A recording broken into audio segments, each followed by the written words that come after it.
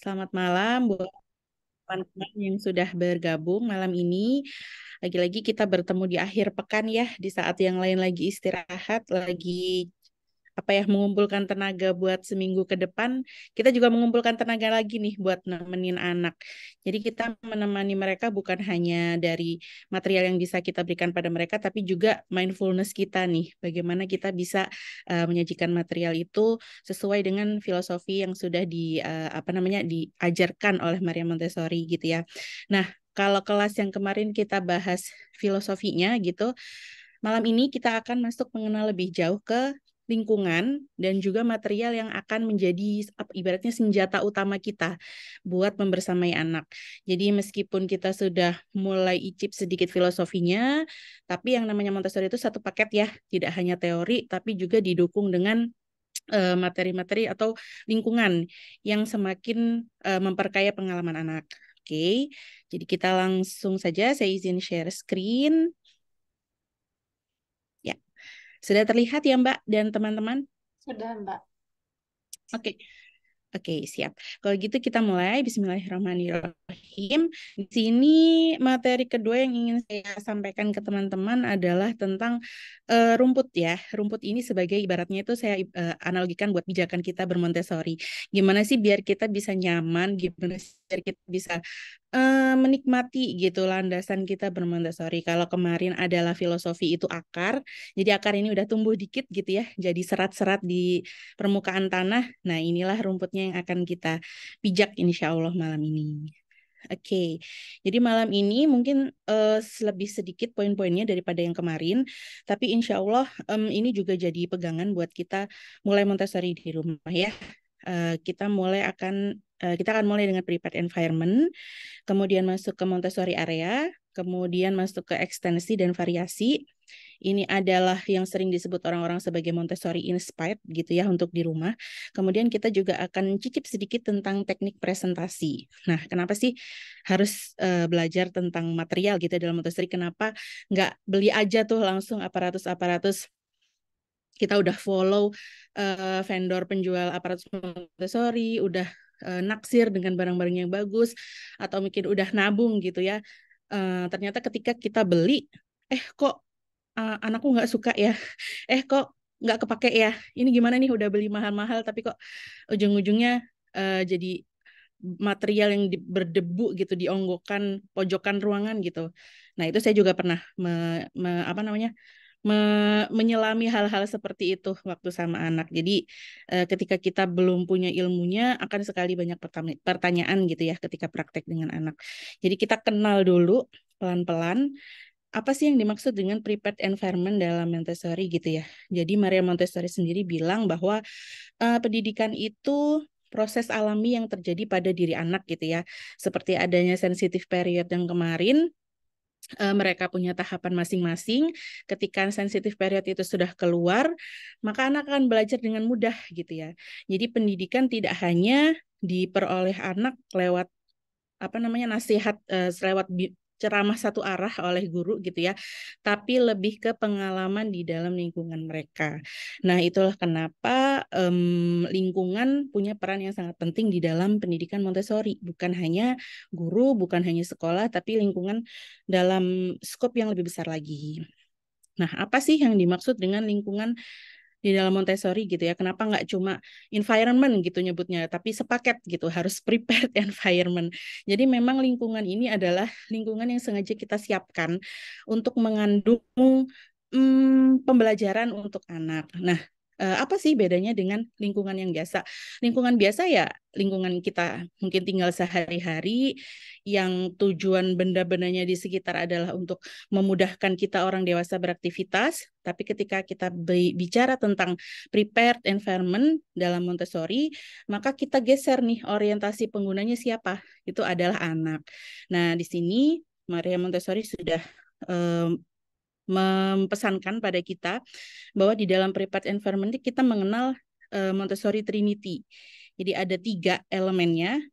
ada orang dewasa, ada material, dan juga ada anak di puncak segitiganya karena dia adalah konsumennya gitu ya, adalah penggunanya dari lingkungan itu. Jadi prepared environment ini kita siapkan tujuannya adalah untuk mencapai freedom belajar pada anak. Jadi fungsinya digeser. Kalau yang tadinya rumah hanyalah untuk beraktivitas orang dewasa gitu ya, tapi ketika sudah ada anak, kita geser perspektifnya bagaimana agar anak juga mengalami kemudahan-kemudahan untuk menjalani aktivitasnya sehari-hari, mulai dari bangun tidur sampai dia tidur lagi. Jadi istilahnya tidak hanya di sekolah saja anak bisa belajar, tapi juga di rumah. Nah, belajarnya tentu tidak hanya terbatas pada baca, tulis, hitung ya, seperti yang ada di sekolah, tapi belajar untuk mempersiapkan anak untuk membentuk dirinya menghadapi kehidupan. Nah, apa saja sih yang perlu disiapkan dalam prepared environment ini?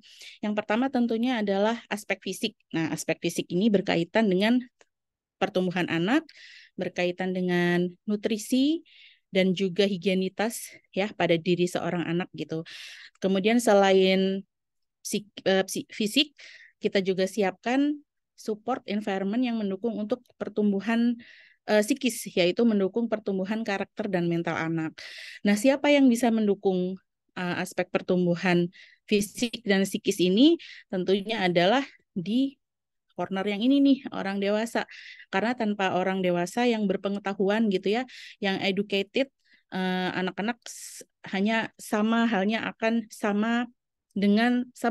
diasuh dengan mungkin Mbak ART gitu ya, atau diasuh dengan nenek dengan gaya pengetahuan dengan gaya pengasuhan yang sudah lalu gitu ya, tapi dengan orang-orang dewasa yang terus belajar, terus memperbaharui ilmu pengetahuan, terus memposisikan diri menjadi dalam positif parenting gitu ya, maka anak akan tumbuh fisik dan psikisnya insya Allah dengan lebih optimal.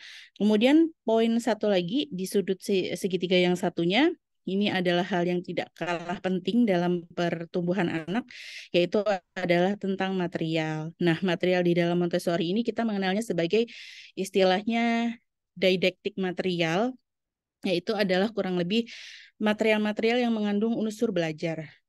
Nah, unsur belajar apa saja nanti kita breakdown di slide selanjutnya ya. Kemudian saya ingin mengajak teman-teman mengingat di dalam mungkin kita semua berasal dari pendidikan konvensional yang sama gitu ya di tahun-tahun kita bersekolah gitu. Kita bisa amati bahwa kalau di sekolah konvensional biasanya material ini di sekolah-sekolah wujudnya hanyalah sebatas tools yang digunakan oleh guru gitu ya. Biasanya digunakan untuk guru mengajar biasanya seperti slide PowerPoint, kemudian buku diktat, ataupun mungkin worksheet gitu ya. Sehingga material yang ada di sekolah konvensional ini sifatnya masih searah, disampaikan langsung oleh guru gitu ya, atau juga mungkin masih abstrak. Jadi anak-anak karena hanya mendengar, mereka jarang punya kesempatan untuk memegang apa yang disampaikan oleh guru gitu.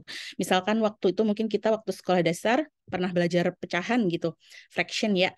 Kita membayangkan aja nih ketika gurunya bilang setengah gitu, seperti pizza satu dibelah dua gitu ya, hanya membayangkan. Tetapi ketika di Montessori nanti kita akan arahkan anak untuk punya akses pada material-material yang lebih konkret. Jadi indera-indera mereka bisa memegang, kemudian terjadi myelinisasi tadi, kemudian syaraf-syaraf menebal dan informasi akan semakin insya Allah berkumpul dengan utuh di dalam otak untuk digunakan di fase pembelajaran selanjutnya gitu ya. Nah, maka dari itu prepared environment ini di dalam Montessori kita lebih fokus ke tools untuk anak. Kalau yang di sekolah-sekolah konvensional material fokus digunakan untuk guru gitu ya, untuk bahan ajar guru, bagaimana agar dia bisa menyampaikan ceramah searah gitu ya. Tapi di Montessori material fokus ke tools untuk digunakan oleh anak sehingga tercapai pembelajaran secara konkret dan anak juga mandiri dalam proses belajarnya. Nah, setelah mengenal prepared environment nih di dalam Montessori ya, kita akan masuk selanjutnya. Tapi saya ingin tanya dulu ke teman-teman, mungkin bisa ini aja deh, daripada menunggu karena belum lengkap ya mungkin orangnya. Ini langsung jawab dalam hati teman-teman aja ya mungkin ya untuk slide berikutnya.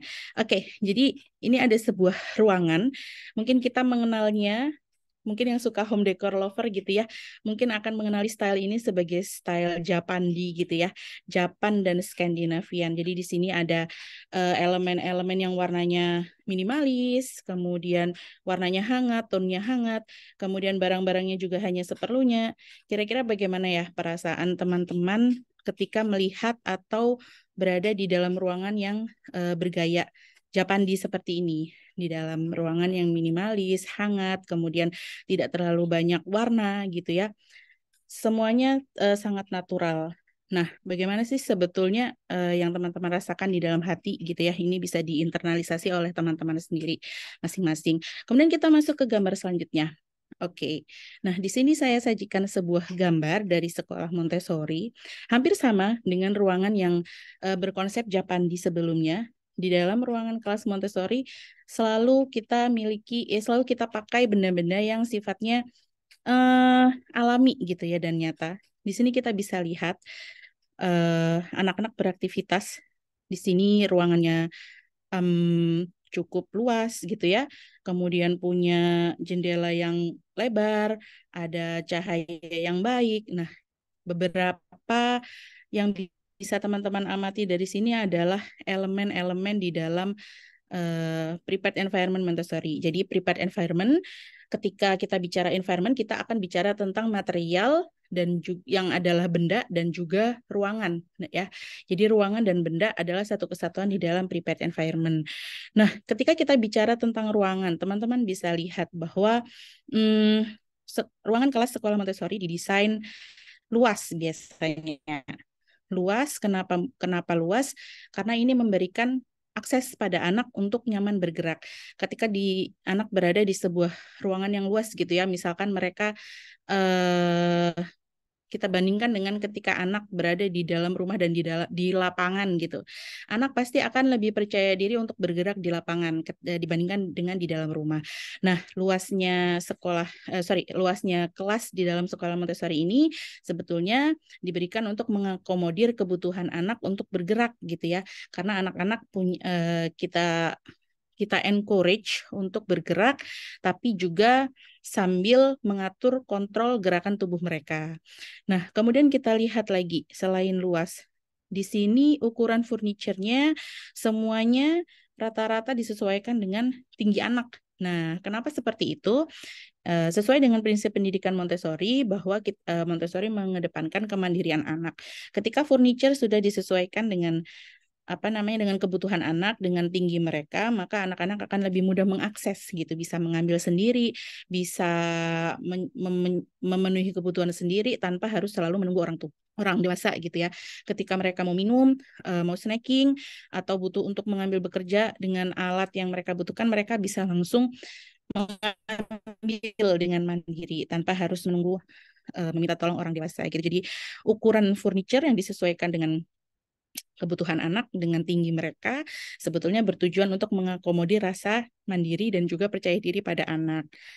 Kemudian di dalam kelas Montessori kita juga melihat bahwa furniture yang dipakai di dalam kelas itu tidak terlalu banyak gitu ya, tidak terlalu rame. Beda dengan sekolah-sekolah konvensional mungkin di mana di dindingnya mungkin masih banyak tempelan-tempelan hasil karya, kemudian barang-barang yang diletakkan belum di dalam satu order tertentu gitu.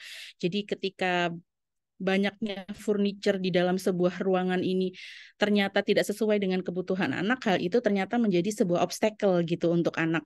Mereka jadi merasa overwhelmed gitu ya. Seperti kita sendiri gitu, kalau orang dewasa diajak beli baju misalnya, ketika pilihan kita makin banyak gitu ya, seperti misalkan masuk Tanah Abang atau ITC, makin banyak tuh makin bingung gitu kan ya biasanya, overwhelmed gitu. Sama dengan anak. Jadi ketika ada terlalu banyak barang di dalam ruangan, apalagi barang itu tidak tertata dan tidak memiliki order, hal ini akan menimbulkan rasa tidak nyaman untuk anak. Oke, kemudian kita masuk ke poin selanjutnya. Di sini teman-teman bisa amati bahwa pilihan warna yang digunakan juga satu tema gitu ya. Satu tema yang merupakan natural, warna kayu biasanya paling paling mencolok mungkin untuk warna pilihan warna ruangan biasanya mungkin warna putih gitu. Nah, pilihan warna di dalam Montessori juga kita fokuskan sebisa mungkin untuk natural gitu ya. Karena kenapa? Karena secara naluriah manusia itu merasa lebih tenang ketika berada di alam. Jadi kenapa Maria Montessori memasukkan warna-warna alam di dalam kelasnya adalah untuk menumbuhkan rasa tenang di dalam diri anak ya. Kadang ada anak yang mungkin transisinya dari rumah ke sekolah ini lebih lebih challenging gitu ya daripada anak lain ketika dia merasa di rumah dia dikelilingi dengan banyak orang yang sudah dia kenal, kemudian di sekolah banyak orang yang baru untuk dia, dan apalagi dengan banyak stimulasi dari banyaknya barang, kemudian banyaknya warna yang berbeda-beda itu tadi, maka bisa jadi anak merasa insecure gitu ya ketika berada di ruangan baru. Maka pilihan warna-warna yang tenang ini sebetulnya untuk menjaga ketenangan juga di dalam diri anak. Baik dia adalah anak yang baru maupun ketika mereka nanti sedang bekerja. Jadi anak-anak akan merasa lebih tenang dengan paduan elemen-elemen seperti yang ada di alam. Kemudian kita juga bisa lihat di sini pencahayaan yang digunakan dalam kelas Montessori ini pencahayaan yang sebisa mungkin alami, yang berasal dari sinar matahari ya dari luar. Makanya jendela di dalam ruang kelas Montessori itu sangat berperan penting gitu.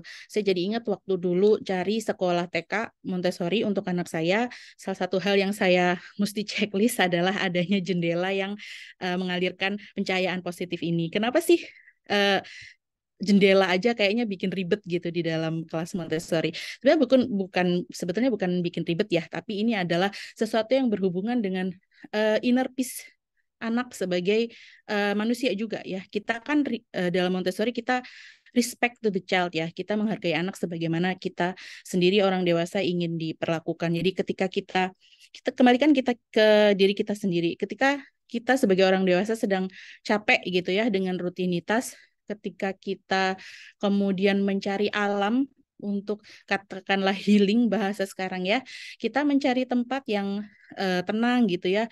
Ketika ada cahaya matahari kita juga merasakan energi positif gitu kan, biasanya kita merasa semangat lagi, dan itu sama dengan kebutuhan anak juga. Ketika mereka berada di sebuah di sebuah ruangan dengan apa namanya pencahayaan yang membuat semangat dan juga mengalirkan energi positif, maka insya Allah mereka akan bekerja dan belajar dengan lebih maksimal gitu. Tapi dengan catatan jendela ini tidak berhadapan dengan apa ya, dengan tempat yang banyak kegiatan gitu ya. Jangan sampai jendela ini mengarah ke jalan di mana banyak orang lewat, atau mengarah mungkin ke lapangan di mana mungkin banyak anak dari kelas lain beraktivitas. Itu mungkin bisa menjadi sebuah distraksi untuk anak. Nah, kemudian apalagi yang perlu kita perhatikan dalam ruangan? Di sini kita lihat jendelanya nggak mati ya. Di sini ada knop untuk membuka jendela. Nah, ini berarti jendela ini bisa dibuka tutup. Itulah fungsinya jendela, untuk merefill oksigen. Jadi ada sirkulasi udara dari dalam keluar dan juga dari dalam keluar. Nah, ini juga dibutuhkan oleh anak untuk bisa mencapai fokus ketika mereka bekerja. Kan ketika ruangan itu terlalu panas gitu ya, ataupun terlalu dingin, tentunya akan mengganggu konsentrasi anak ketika mereka sedang melakukan sesuatu. Kemudian poin yang terakhir, di sini kita bisa lihat bahwa ruangan ini kira-kira adalah ruangan yang bebas dari kebisingan dari luar gitu ya. Seperti yang saya sampaikan tadi, usahakan tidak langsung bersisian dengan jalan atau lingkungan agar anak tidak terdistraksi dengan suara-suara sehingga ruangan ini tetap mensupport fokus anak gitu. Nah, jadi prepared environment seperti ini dari Montessori diupayakan untuk ada sebisa mungkin di rumah juga, untuk membawa sense of comfort untuk anak. Jadi ketika mereka sudah merasa comfortable dengan lingkungan mereka ya, sudah nyaman dengan sudah nyaman dengan lingkungannya, sudah percaya dengan orang dewasa yang ada di lingkungan tersebut, insya Allah akan terbentuk inner peace gitu ya dalam diri anak, dalam kesehariannya, dalam karakternya, dan juga akan mendukung konsentrasi mereka bekerja, dan juga mungkin akan mendatangkan inspirasi nih bagi mereka. Ketika mereka bosan dengan suatu kegiatan, mereka akan punya alternatif lain. Jadi tidak bergantung pada gadget, tidak bergantung pada TV atau hal-hal elektronik lainnya. Itulah tujuan dari prepared environment. Nah, apalagi sih yang bisa kita siapkan nih dari prepared environment ya. Nah, di sini ada beberapa elemen yang saya summary-kan untuk teman-teman agar lebih mudah melakukannya di rumah. Kira-kira beberapa yang harus kita siapkan adalah 5 poin ini. Di sini yang pertama kita lihat dari bawah. Ini adalah tentang kebebasan. Nah, sama seperti kelas yang lalu ketika kita bicara tentang kebebasan atau freedom untuk anak gitu ya. Kita bisa recall lagi ada beberapa poin yaitu bebas untuk bergerak, bebas untuk bicara, bebas untuk memilih mereka ingin bekerja dengan material mana, kemudian bebas untuk melakukan repetisi gitu ya. Mungkin ketika mereka sedang sensitif periodnya muncul, mereka akan sangat suka mengulang-ulang melakukan satu kegiatan. Kemudian mereka juga kita menyediakan kebebasan untuk mereka belajar di dalam kecepatannya sendiri. Jadi tidak dibatasi oleh timing gitu ya. Kemudian mereka juga bebas untuk melakukan hal yang salah, kemudian untuk belajar dari kesalahan tersebut. Nah, seperti apa sih misalnya kebebasan ini? Misalkan kebebasan untuk melakukan hal yang salah ya. Kita ambil satu poin itu. Misalkan anak kita sedang suka nih bermain air, kita perhatikan dia sangat suka bermain air gitu. Kemudian kita hadirkan material practical life menuang air gitu ya dari satu teko ke 2 gelas. Nah, mungkin anak-anak akan mengalami yang namanya tumpah airnya, cairannya tadi ketika mereka sedang belajar menuang gitu. Nah, tumpah itu tadi adalah kondisi yang salah gitu ketika dilihat dari kacamata orang dewasa. Tapi ketika dilihat dari kacamata anak, ternyata mereka sedang belajar dari kesalahan tersebut. Nah, apa yang bisa kita sediakan untuk mensupport anak menemukan solusi dari kesalahannya gitu ya, terkait dengan tumpahan, berarti di tray sebelahnya atau di dalam tray yang sama kita bisa sediakan sponge ya, sponge kecil atau mungkin lap untuk yang fiber cloth gitu ya, yang langsung menyerap agar tumpahan yang tidak sengaja dilakukan anak tadi bisa langsung diselesaikan. Nah, jadi ada solusi gitu ya ketika kita bicara tentang potensi kesalahan yang akan dilakukan anak. Dari melihat potensi-potensi itu, jadi kita mempetakan apa nih yang bisa saya siapkan untuk mendukung anak belajar dari kesalahannya tersebut. Nah, yang pertama mendukung tentang kebebasan. Kemudian poin kedua, kita tidak lupa juga mengutamakan keberaturan di dalam prepared environment anak. Nah, keberaturan ini sebenarnya apa sih? Kalau di sekolah, apakah ini berhubungan dengan jadwal? Apakah itu berhubungan dengan disiplin gitu ya? Jadi di dalam keberaturan sebetulnya ini lebih ke garis besarnya berkaitan dengan rutinitas. Rutinitas ataupun juga flow kegiatan keseharian anak yang ajak gitu, mulai dari bangun tidur sampai dia tidur lagi. Jadi akan ada siklus juga di dalam selain dalam keseharian anak, kita juga bisa kenalkan anak pada siklus dalam bekerja. Misalkan anak kita baru memulai Montessori di rumah gitu ya. Kita ajarkan anak siklus bekerja itu apa sih? Mulai dari misalkan kita sudah punya rak di rumah untuk meletakkan material. Kita mengajak anak ke material. Itu adalah siklus yang pertama. Kita kenalkan nama materialnya, kita ajari anak bagaimana cara membawa materialnya, kemudian kita tunjukkan pada anak bagaimana cara menyiapkan dan membuka alas kerja di bawah, kemudian masuk ke alur kerja, kemudian selesai dan merapikan kembali ke raknya. Itu adalah satu sequence atau bisa kita sebut sebagai siklus kerja. Nah, di dalam Montessori kita juga mesti ingat ketika kita berkegiatan, usahakan selalu memulai gerakan dari kiri ke kanan. Kenapa? Karena hal ini akan berhubungan dengan kemampuan pre-writing anak dan juga kemampuan pre-reading anak, yaitu ketika kita menulis nantinya kita akan mulai dari kiri ke kanan dan juga ketika kita membaca kita akan membiasakan anak membaca dari kiri ke kanan. Nah, jadi semua keberaturan yang ada di dalam lingkungan Montessori kita biasakan pada diri anak gitu ya, untuk memudahkan dia menjalani kehidupan ke depannya lagi. Karena keberaturan itu juga adalah sebuah fitrah manusia. Ketika order ini eh, berganti-ganti terlalu sering gitu, anak akan merasa insecure ya dengan lingkungannya, dengan orang tuanya. Dia tidak menemukan, dia tidak bisa meraba nih ke depannya. Setelah jadwal ini, aku biasanya main, aku biasanya makan, tapi kok tiba-tiba berubah gitu ya jadwalnya. Nah, di situ mereka mungkin bisa mengalami ketidaknyamanan, dan mungkin jika terlalu apa ya, sudah terakumulasi terlalu banyak, mungkin bisa juga mereka akan menjadi tantrum gitu ya di dalam keseharian. Nah, jadi keberaturan adalah sebuah elemen yang penting di dalam prepared environment Montessori. Kemudian poin selanjutnya adalah keindahan. Nah, keindahan ini yang seperti apa sih? Apakah harus diisi dengan bunga-bunga? Apakah harus diisi dengan cat warna-warni yang ceria gitu ya? Jadi sebetulnya keindahan ini berhubungan dengan hal-hal yang sangat sederhana, berhubungan dengan kebersihan, berhubungan dengan bagaimana kita menata barang-barang tidak terlalu penuh gitu ya, tidak terlalu yang memberikan overstimulasi pada anak, atau kita juga bisa bilang less is more gitu di dalam Montessori. Apa yang sedikit itu kadang-kadang justru membawa banyak hal untuk anak. Karena ketika mereka bosan, mereka tidak tahu harus melakukan apa, mereka akan mencari alternatif dari kegiatan yang ada di apa namanya di sekitar mereka. Jadi kenapa sih kita perlu menyajikan keindahan di dalam lingkungan anak tinggal gitu ya?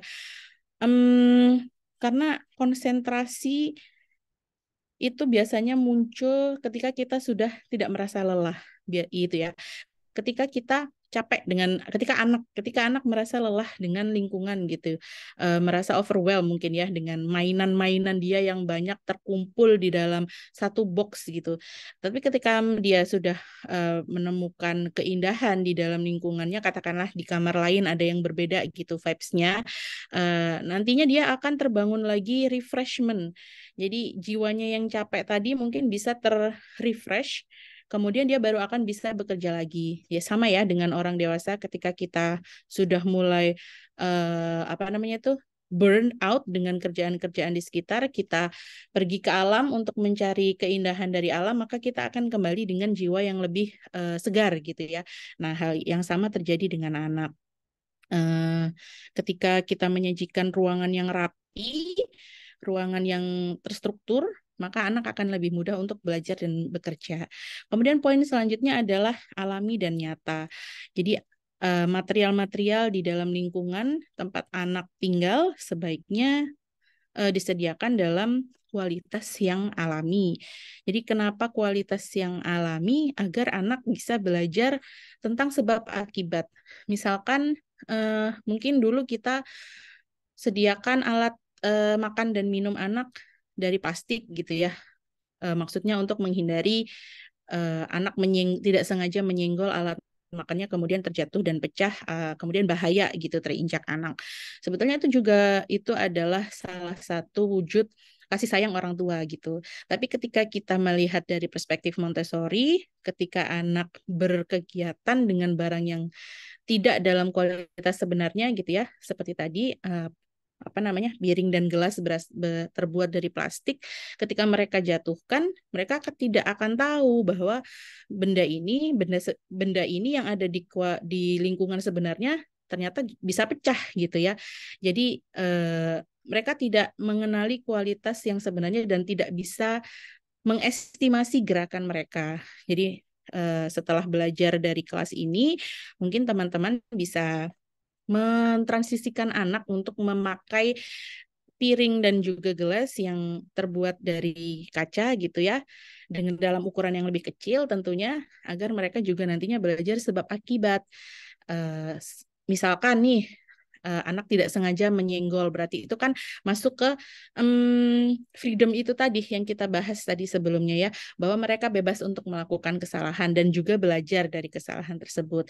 Ketika mereka sudah mengalami nih bahwa barang-barang yang terbuat dari kaca bisa pecah gitu ya ke depannya, anak-anak akan berusaha melatih kontrol gerakan tubuh mereka agar lebih berhati-hati ketika berhadapan dengan benda-benda tertentu yang punya kualitas berbeda-beda gitu ya. Saya sendiri juga pernah mengalami anak saya memecahkan mangkok waktu itu kalau tidak salah karena membawa traynya dia agak miring.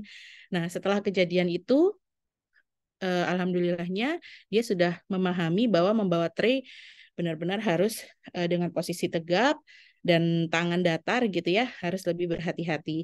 Jadi betul-betul memang setiap kesalahan itu ada untuk anak belajar gitu.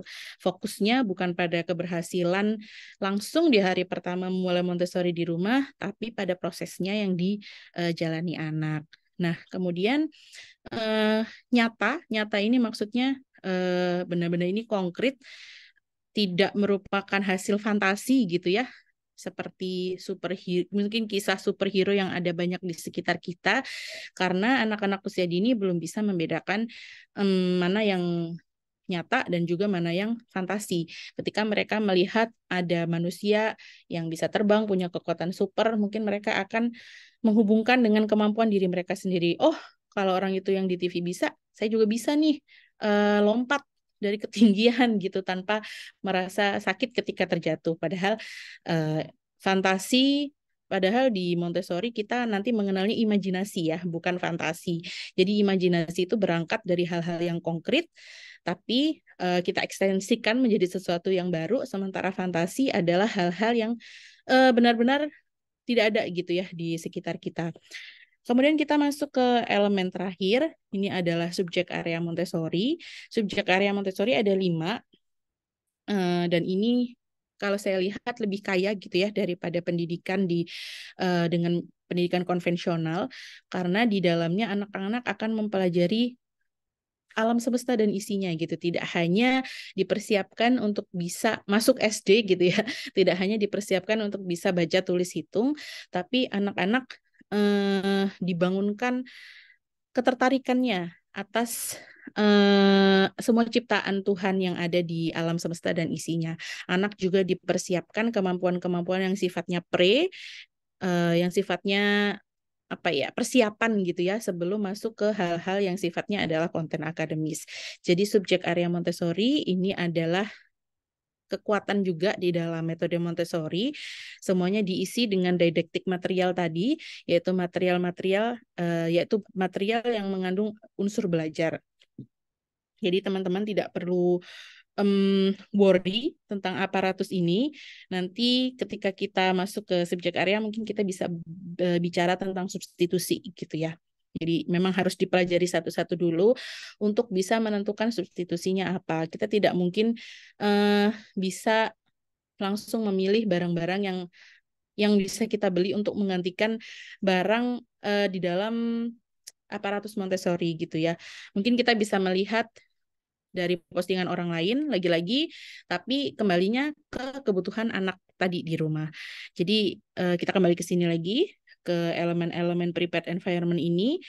Ketika banyak dari elemen ini tidak bisa kita hadirkan di rumah maupun sekolah gitu ya, di dalam lingkungan anak di mana dia menghabiskan hari-harinya, Maria Montessori sendiri menyebut bahwa anak akan mengalami sea of defect.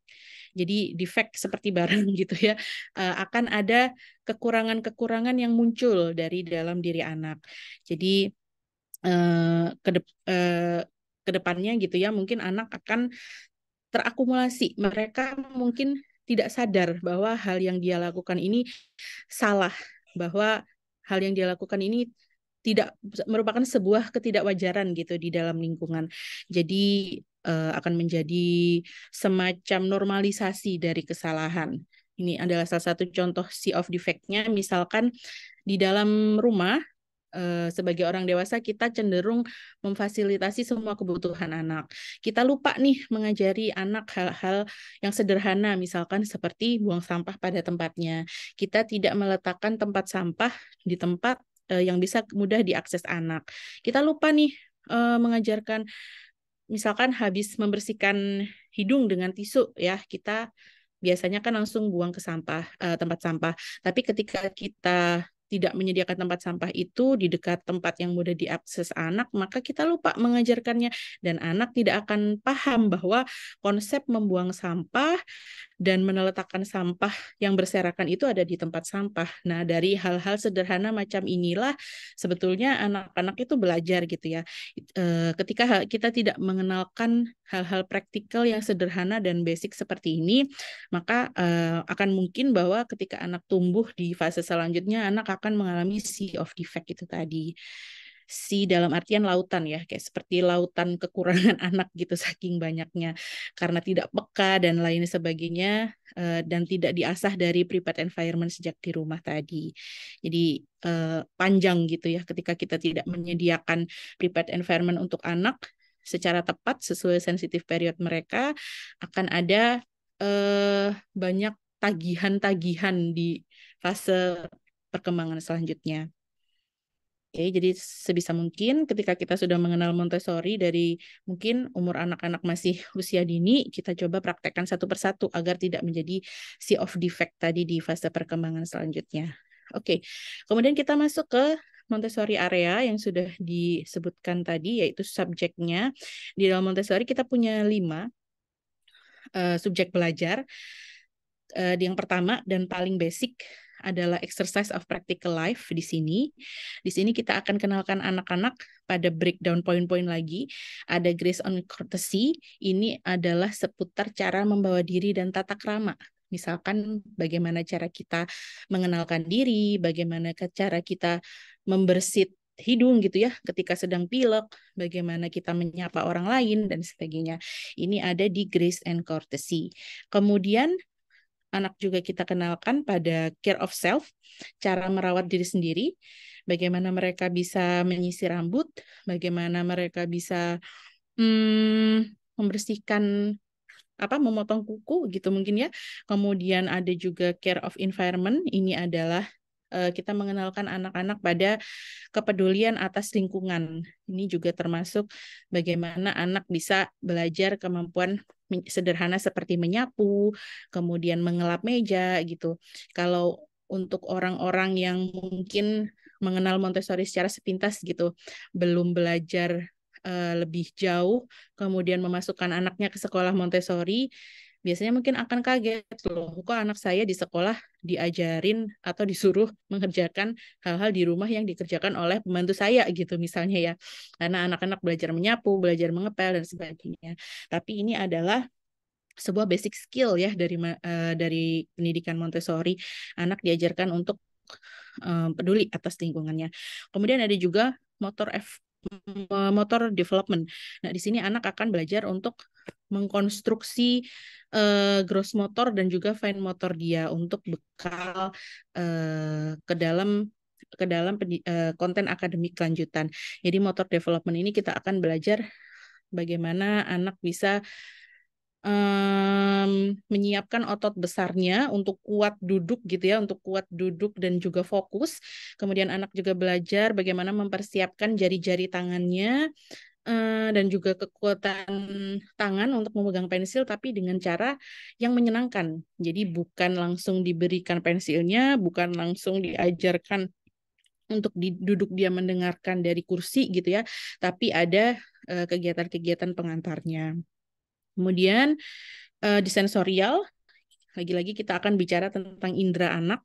Ada 5 yang akan diasah, visual untuk penglihatan, auditory untuk pendengaran, tactile untuk indera peraba dan perasa. Peraba, kemudian olfactory adalah tentang penciuman, kemudian gustatory adalah tentang indera perasa ataupun lidah. Kemudian dari sensorial, ini anak-anak juga akan berkenalan dengan kegiatan dalam language, matematik, dan cultural. Sebetulnya semua kegiatan ini tidak dilakukan satu persatu gitu ya. Misalkan harus khatam di EPL dulu, baru bisa masuk sensorial. Atau harus khatam di sensorial dulu, baru bisa masuk ke language. Tapi di dalam kurikulum Montessori, kita bisa lakukan semuanya sesuai dengan tahap perkembangan anak. Jadi bisa beriringan. Nanti kita akan bicarakan tentang ini, praktek membuatnya lebih lanjut di kelas selanjutnya. begitu. Jadi ini adalah standar gitu ya sebenarnya di sekolah Montessori, standar kurikulum Montessori, sehingga ketika teman-teman mungkin mencari sekolah Montessori di luar sana, teman-teman harus memastikan nih kelima area ini ada di sekolah yang menyebut dirinya sekolah Montessori tadi. Karena menurut pengalaman saya pernah bertemu dengan sekolah yang sudah melabeli dirinya sekolah Montessori, tapi ternyata di dalam sekolah tersebut sama sekali tidak ada ini kegiatan dalam subjek sensorial gitu. Padahal bisa dibilang sensorial ini jantungnya Montessori. Jadi karena ini adalah standar di sekolah, tentunya teman-teman tidak perlu worry ketika teman-teman tidak bisa menyediakan standar ini di rumah. Karena yaitu tadi sekolah dan rumah bangunannya beda, komitmennya beda, ya, tujuannya juga beda, sehingga pasti ada adjustment-adjustment yang kita mungkin kurangi gitu ya dari kurikulum ini. Jadi bukan mengurangi dalam artian melewati tahapannya, tapi mengurangi dalam artian tidak langsung sempurna di awal. Tidak perlu langsung terburu-buru membeli aparatus. Jadi yang perlu kita fokuskan adalah kita observasi dulu kira-kira apa yang disuka anak, anak sudah masuk di sensitif period yang mana, dan juga kita kembalikan ke diri kita sendiri yang bisa sejauh apa yang bisa kita lakukan sebagai orang tua gitu ya. Jadi standar Montessori ini akan berbeda-beda di tiap rumah. Tidak perlu worry jika tidak sama atau belum sempurna, karena dari tidak sempurnaan itu nanti kita tumbuh perlahan selama komitmen itu tetap dilakukan gitu ya bersama anak. Orang tua tetap belajar, anak juga tetap bekerja. Nah, kita masuk ke satu persatu nih. Mungkin cepat saja, nanti bisa dibaca oleh teman-teman gitu ya. Jadi di dalam Montessori, IPL ini menjadi hal yang pertama dikenalkan kepada anak. Karena aktivitas di dalam IPL dapat memuaskan kebutuhan anak akan bekerja. Nah, nanti saya share sama teman-teman satu tabel. Di situ nanti ada sequence urutan dari umur 2 tahun sampai 6 tahun. Saya sediakan untuk teman-teman melihat apa aja sih kegiatan practical life yang bisa dilakukan oleh anak di rumah gitu. Jadi karena sederhananya kegiatan ini, kita bisa mulai dari rumah. Tapi kesederhanaan ini tidak berarti anak tidak belajar apa-apa. Justru karena kegiatan ini sangat sederhana, sangat mudah dilakukan oleh anak, jadi anak akan lebih mudah nih lebih mudah mendapat rasa kepuasan dari dalam sendiri. Karena mudah anak jadi bisa merasakan, oh iya aku bisa nih. Nah, dari pengalaman rasa puas dalam bekerja tersebut, kemudian terpenuhilah rasa penasarannya, kemudian ke depannya dia akan tumbuh menjadi seorang anak yang sudah terbangun nih gairah belajarnya dan rasa penasaran lainnya untuk mencoba melakukan banyak hal lain. Jadi IPL ini benar-benar apa ya, pondasi juga di dalam Montessori. Ketika kita lewatkan IPL ini dan langsung masuk ke aparatus yang mungkin sifatnya di language dan matematik, bisa jadi ke depannya teman-teman mungkin akan menemui kendala pada anak. Dan kendala-kendala tersebut ternyata ketika di breakdown adalah anak kurang latihan di IPL ataupun sensorial.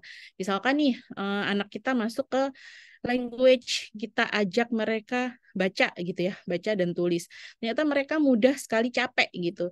Ternyata ketika ditarik lagi permasalahannya ternyata memang kurang nih latihan di IPL-nya. Nah, apa saja sih karakteristik kegiatan yang bisa kita sebutkan sebagai kegiatan IPL?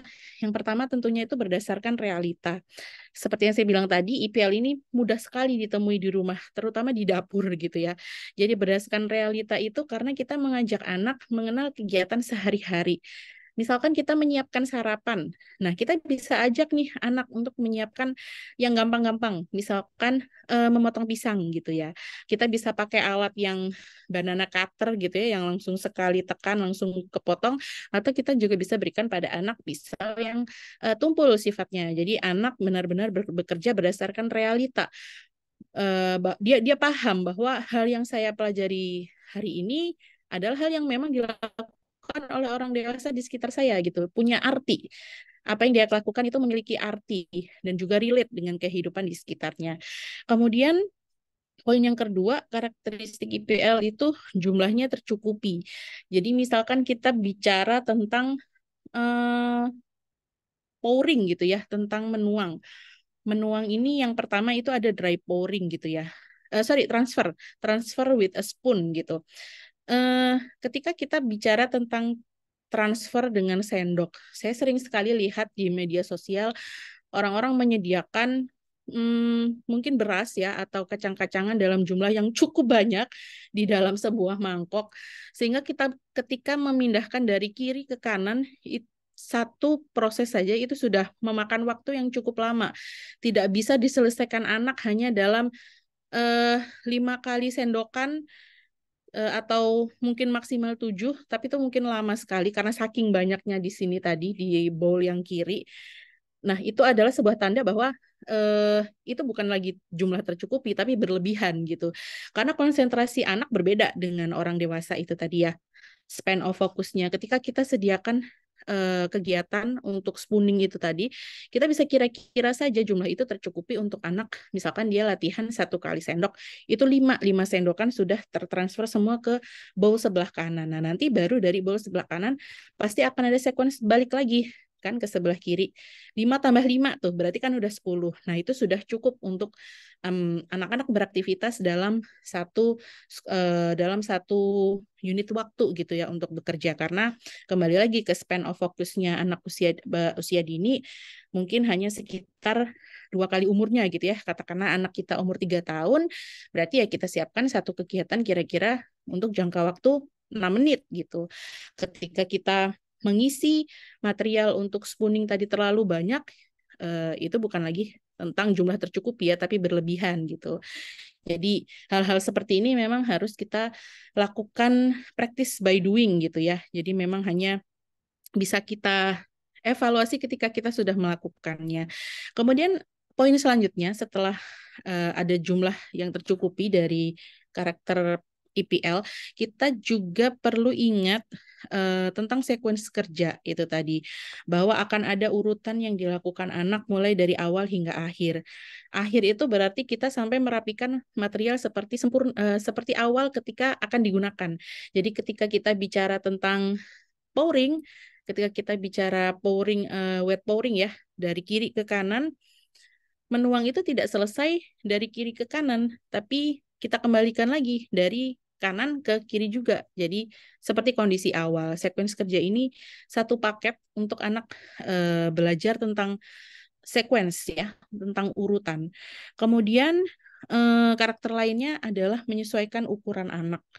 Jadi seperti dibahas di prepared environment yang awal tadi, bahwa furniture kita sesuaikan dengan ukuran anak, maka material-material dalam IPL juga menyesuaikan ukuran anak. Ketika kita relate lagi dengan pouring, maka sebisa mungkin kita sediakan alat-alat makan yang sesuai dengan genggaman anak. Jadi teko kita tidak pakai teko yang biasanya kita sajikan untuk keluarga atau untuk tamu, tapi kita pilihkan di tempat lain teko yang ukurannya lebih kecil. Mungkin teman-teman bisa pakai teko teh, itu biasanya lebih kecil daripada teko yang biasa gitu ya. Itu bisa kita gunakan, atau teko creamer biasanya itu bisa kita berikan untuk mengganti teko yang besar tadi. Jadi agar lebih sesuai dengan tangan anak yang kecil. Ketika kita menyediakan teko yang biasa kita gunakan ya, tentu saja anak akan kewalahan ketika memegang karena kekuatan tangannya belum sempurna dan juga ukurannya terlalu besar. Hal ini akan menjadi kendala buat anak. Ketika kendala ini tidak kita atasi, bisa jadi mereka merasa apa ya, overstimulasi juga gitu. Saya nggak sesuai nih dengan benda ini. Kenapa saya harus mengerjakan ini gitu? Ini terlalu besar buat saya gitu. Jadi menyesuaikan ukuran anak itu untuk memfasilitasi kemandirian dia juga. Kemudian poin selanjutnya adalah tentang keberaturan, seperti berhubungan dengan sekuens kerja tadi, ada keberaturan dalam IPL, dan juga IPL ini kita perlu ingat untuk mencerminkan budaya dan juga keseharian anak gitu. Jadi misalkan IPL anak di Indonesia mungkin akan berbeda ya dengan IPL anak yang di Cina misalkan, karena mereka dari kecil sudah biasa makan dengan sumpit. Maka orang di Cina mungkin akan memasukkan kegiatan menyumpit lebih awal daripada kegiatan daripada di Indonesia gitu ya. Kemampuan menyumpit mungkin bisa diperkenalkan lebih nanti gitu untuk anak-anak. Jadi memang mencerminkan apa yang akan dikenal dan digunakan anak di dalam kesehariannya. Oke, ini beberapa foto yang bisa teman-teman amati nanti ketika ada waktu luang. Jadi hanya saya masukkan beberapa untuk gambaran teman-teman. Di sini ada walk on the line untuk mengembangkan gross motor anak. Kemudian di sini ada spooning, di sini ada pouring, di sini ada squeezing. Ini sebenarnya adalah salah satu bagian dari kegiatan transfer juga seperti ini. Cuman medianya beda. Satunya sudah pakai teko, satunya lebih ke menggunakan sponge. Karena ini lebih menstimulasi apa namanya otot-otot di jari tangan anak.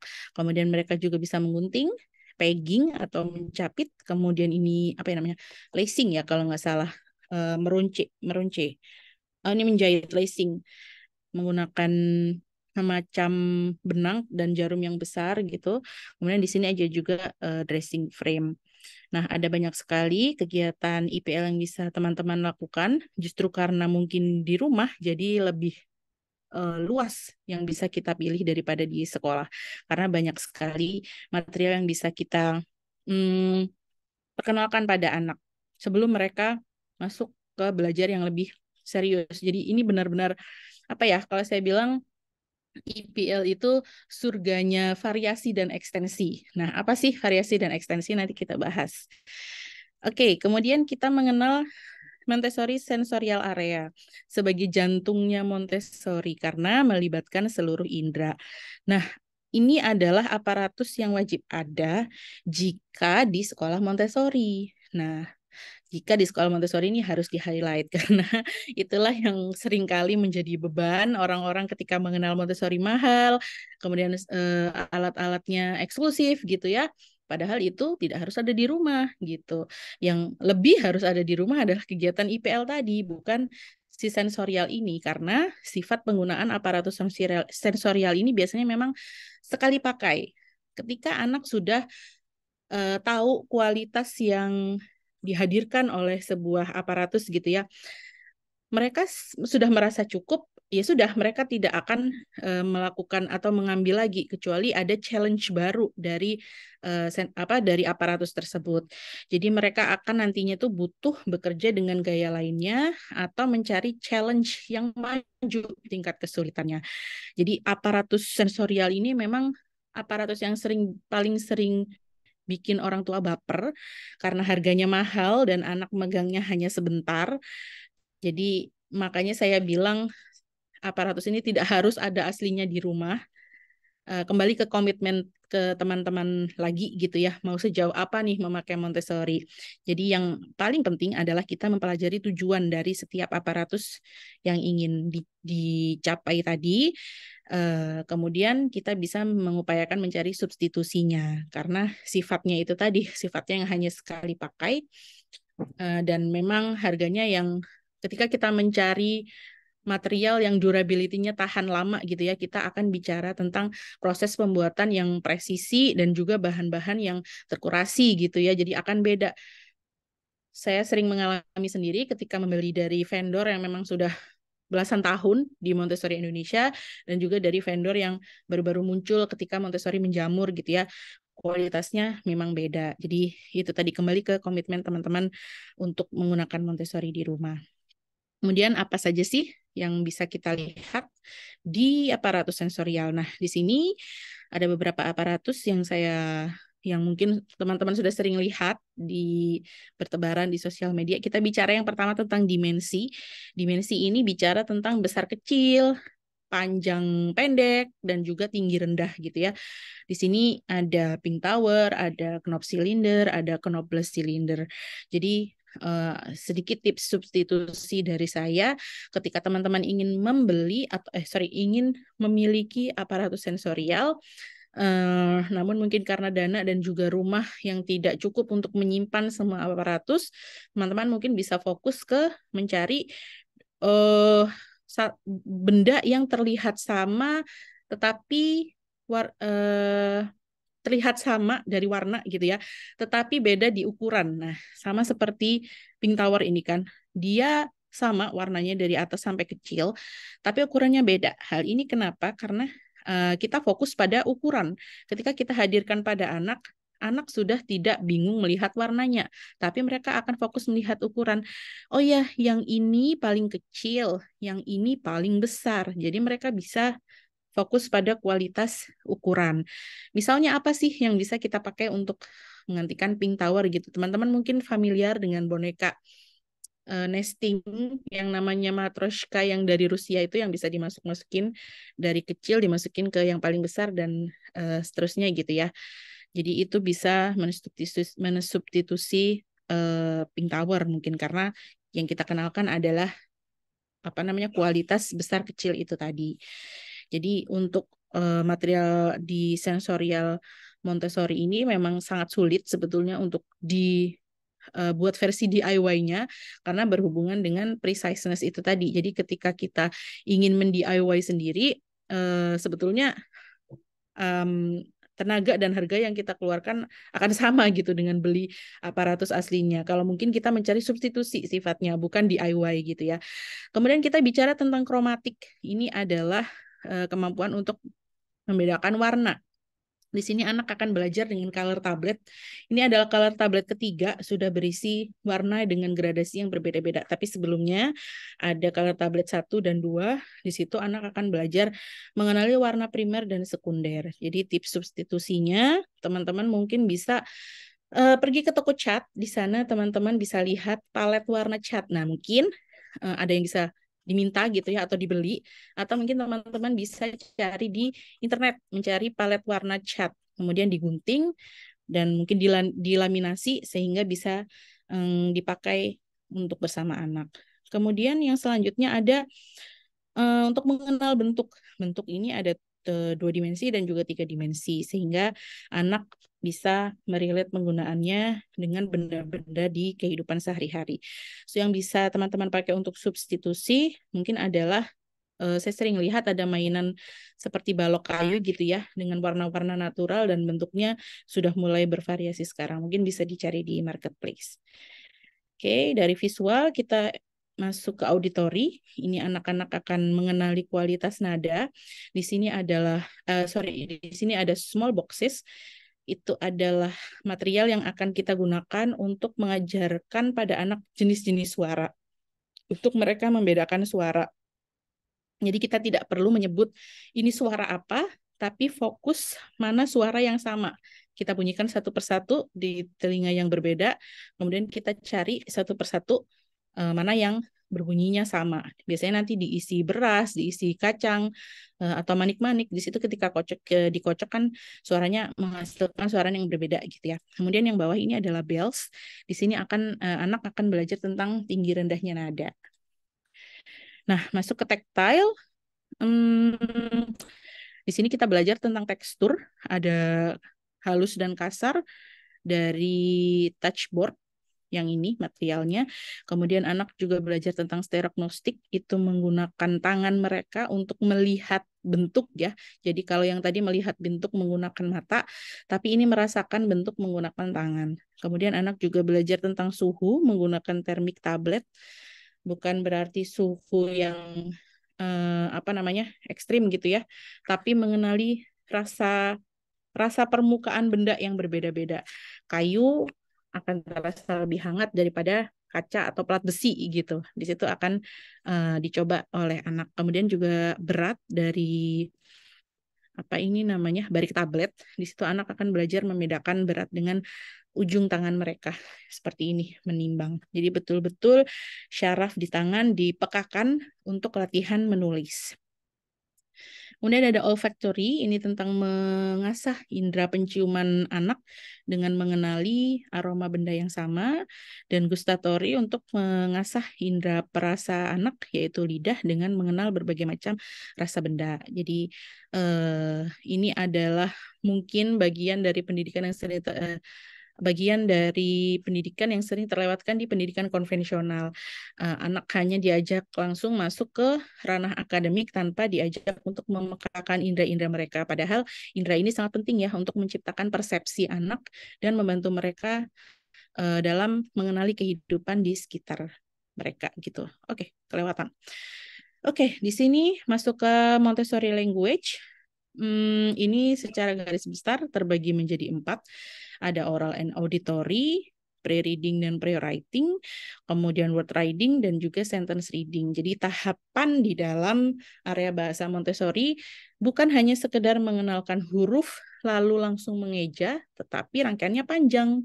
Nah, rangkaiannya ini bahkan dimulai sejak lahir karena melalui absorben main gitu ya. Karena anak merekam semua stimulasinya. Modalnya disediakan sejak lahir, dipupuk lewat kebiasaan, dan juga interaksi sehari-hari ya bersama orang dewasa, kemudian dipertajam dengan material Montessori. Nah, dalam Montessori sendiri kita mengenal konsep writing before reading. Nah, gimana tuh? Kalau di sekolah konvensional pasti biasanya baca dulu, baru menulis gitu ya. Saya pernah punya seorang teman guru konvensional ketika sharing tentang kegiatan membaca anak dan juga menulis. Anak-anak yang sudah membaca biasanya belum tentu lancar menulis gitu. Jadi ketika mereka bacanya cepat, tapi ketika lagi dictation, mereka masih bingung huruf apa yang harus ditulis lebih dulu dan mana huruf yang selanjutnya dan juga yang akhir gitu. Nah, kenapa hal itu bisa terjadi? Jadi sebetulnya di dalam kita lihat dari perspektif Montessori ya, dalam Montessori menulis itu diartikan sebagai menyusun unit suara dan huruf menjadi kata. Jadi prosesnya sama seperti orang sedang melakukan coding. Dia menginput apa yang dia pahami gitu ya. Ketika kita mengajak anak menulis atau menyusun kata dalam bahasa Montessori-nya ini menggunakan kegiatan building words, anak akan melihat objek lebih dulu, kemudian menginternalisasi cara mengucapkan nama objek tersebut. Jadi ketika anak sudah melihat objek, kemudian menginternalisasi cara pengucapannya, akan muncul motivasi yang berangkat dari dalam diri sendiri. Kemudian ketika anak melihat kuda nih misalnya, dia akan bilang, kuda.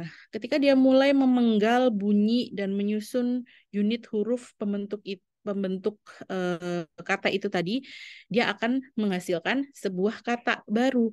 Nah, disitulah bedanya dengan apa namanya proses di dalam pendidikan konvensional. Sementara ketika reading, sorry, kebalik ya aku tadi kayaknya. Itu tadi decoding ya.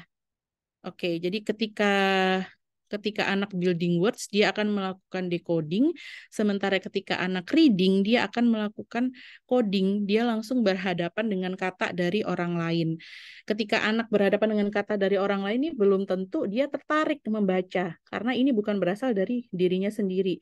Dia harus langsung membunyikan huruf dan menghubungkan dengan maknanya.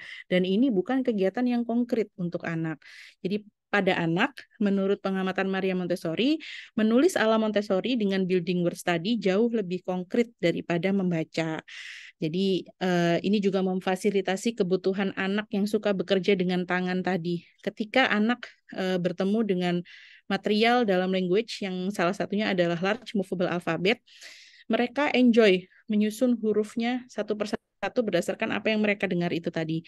Mereka bekerja dengan tangan mereka, kemudian mengalami yang namanya self-discovery, ketika huruf-huruf itu tadi disusun, kemudian ternyata bisa berbunyi, dan bunyinya itu menghasilkan makna gitu ya. Lama-lama mereka akan menyadari bahwa tulisan di sekitar mereka ini bisa dibaca. Nah, the power of self-discovery itu tadilah yang akan mengantarkan anak pada apa ya semangat karena mereka merasa aku bisa gitu, aku bisa dan aku ingin tahu selanjutnya apa gitu. Jadi mereka akan terbangun rasa penasarannya untuk lanjut ke membaca. Jadi membaca pada anak di lingkungan Montessori bukan terjadi karena tuntutan orang dewasa, tapi karena pengalaman dan penemuan dari diri sendiri itu tadi lewat proses decoding itu tadi. Apa namanya menyatukan sorry, mengkonkretkan apa yang mereka dengar dengan indera mereka, mereka yang mewujudkan kata-kata mereka sendiri, dan itu satu proses dengan membaca. Oke, jadi ini adalah beberapa material yang bisa kita highlight di language Montessori. Ini untuk oral dan auditory. Kita bisa membangunnya lewat membacakan buku, berkisah impromptu pada anak, ngobrol, menyanyi, pretend play gitu ya. Mungkin juga belanja ke pasar, itu juga sebuah stimulasi pada anak, main di playground, semua kebersamaan anak dengan orang dewasa gitu ya, dengan manusia dan juga makhluk hidup lainnya, itu adalah enrichment untuk oral dan auditory. Kalaupun kita menggunakan gadget, sifatnya hanyalah sekedar tambahan atau rekreasional, jadi tidak menggantikan peran utama dari orang dewasa. Nah, misalkan membacakan buku nih, di gadget sekarang juga sudah ada banyak gitu aplikasi untuk membacakan anak. Ada juga yang sering kita temui di luar sana seperti pulpen yang bisa membacakan buku langsung untuk anak gitu ya. Anak bisa menempelkan penanya untuk keluar suara membacakan bukunya. Tapi itu adalah hal-hal yang sifatnya rekreasional. Jadi orang dewasa tetap harus ada dan hadir bersama anak untuk mengantarkan pengalaman-pengalaman konkret ini tadi. Jadi ada bonding, kemudian ada stimulasi yang juga konkret. Di situ anak akan belajar menyerap kualitas-kualitas tanpa terdistraksi dengan hal lain. Kemudian di sini di bawah ini adalah salah satu contoh saja untuk kegiatan yang sifatnya pre-writing. Di sini tapi kegiatan pre-writing tidak hanya terbatas dengan apa ya, kegiatan yang bisa kita hadirkan di tray gitu. Sebenarnya kegiatan pre-writing sendiri adalah kegiatan EPL. Semua kegiatan yang dilakukan anak mulai dari bangun tidur sampai dia tidur lagi untuk melatih tangannya, dia di mana anak bekerja dengan tangannya, semua itu adalah kegiatan pre-writing gitu. Kemudian di sini ada large movable alphabet, ada metal inset, dan di sini adalah satu tambahan pink, blue, dan green series yang ada di dalam sekolah-sekolah Montessori. Sebetulnya pink, blue, dan green series ini tidak dibuat langsung oleh Maria Montessori karena waktu itu Montessori lahir di Italia gitu ya. Dan Italia dia adalah bahasa yang fonetik. Jadi di mana dia bunyi bunyi sorry bunyi kata-katanya sesuai dengan bunyi hurufnya. Katakanlah huruf eh, M gitu ya.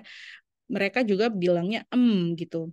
Tidak sama dengan bahasa Inggris. Bahasa Inggris adalah bahasa yang non fonetik.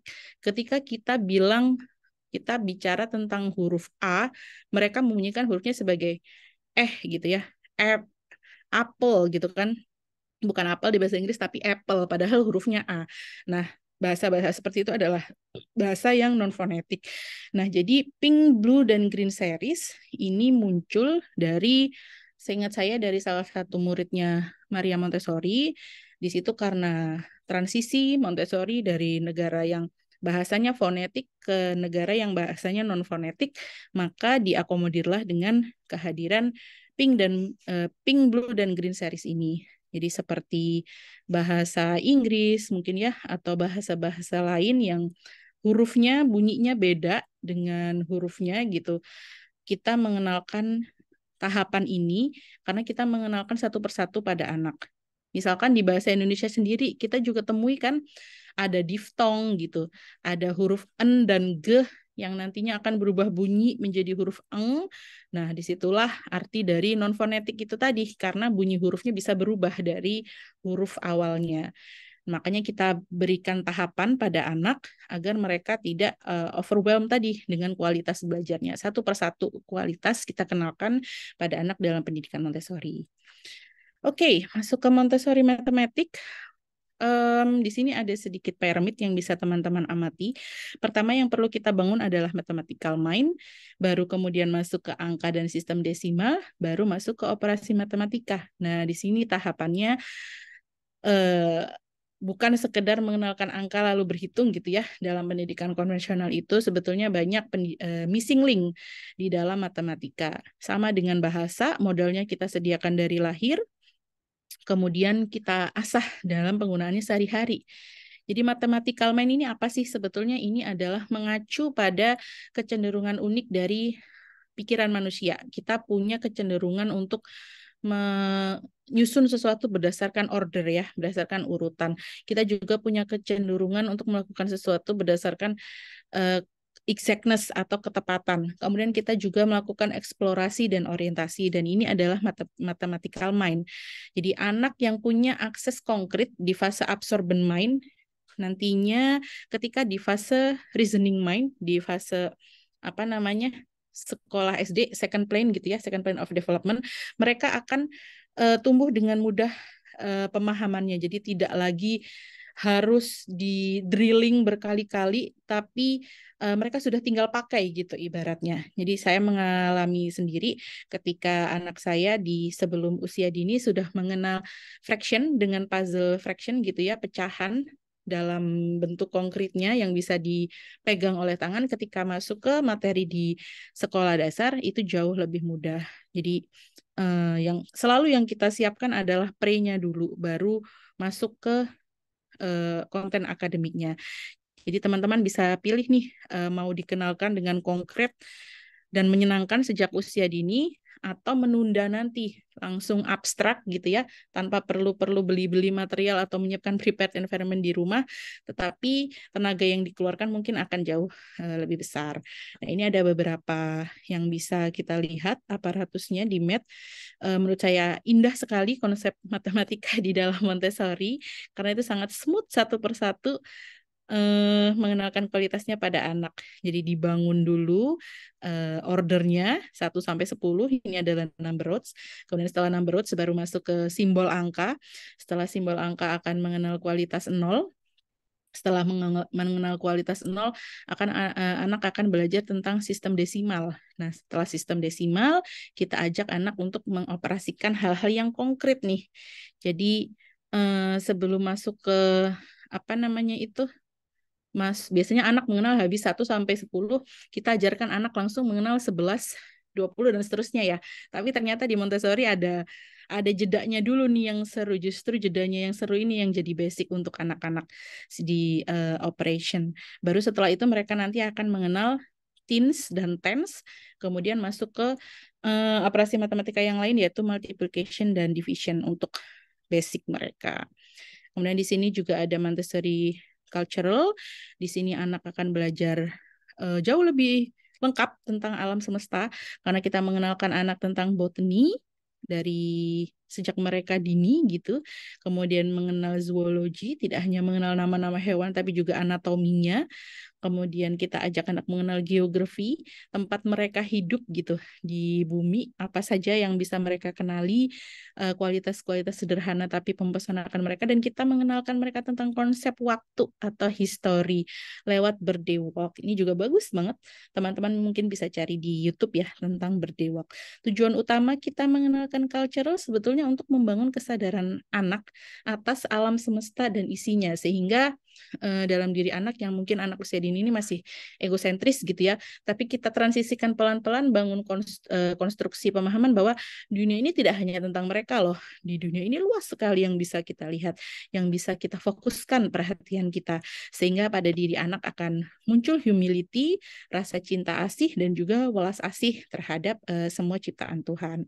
Nah, tujuan besarnya seperti itu. Kemudian di sini teman-teman bisa baca bahwa anak-anak suka berlatih, suka mengulang-ulang apa yang sudah mereka kerjakan dan mereka pahami.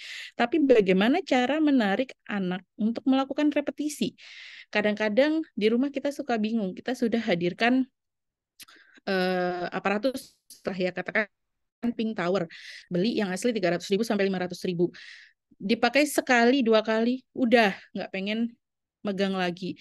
Ekspektasi kita, oh ini mainan akan dipakai berkali-kali nih. Udah beli mahal loh, Dek, mainin dong gitu. Itu terjadi sama saya waktu pertama-tama beli Pink Tower gitu ya. Kemudian ternyata apa? Ternyata saya sendiri yang kurang. Lagi-lagi ketika anak tidak perform, sebetulnya orang dewasa lah yang kurang menggali apa yang bisa mereka lakukan bersama anak gitu. Ternyata di Pink Tower itu nanti akan ada juga ekstensi dan variasi. Nah, apakah itu?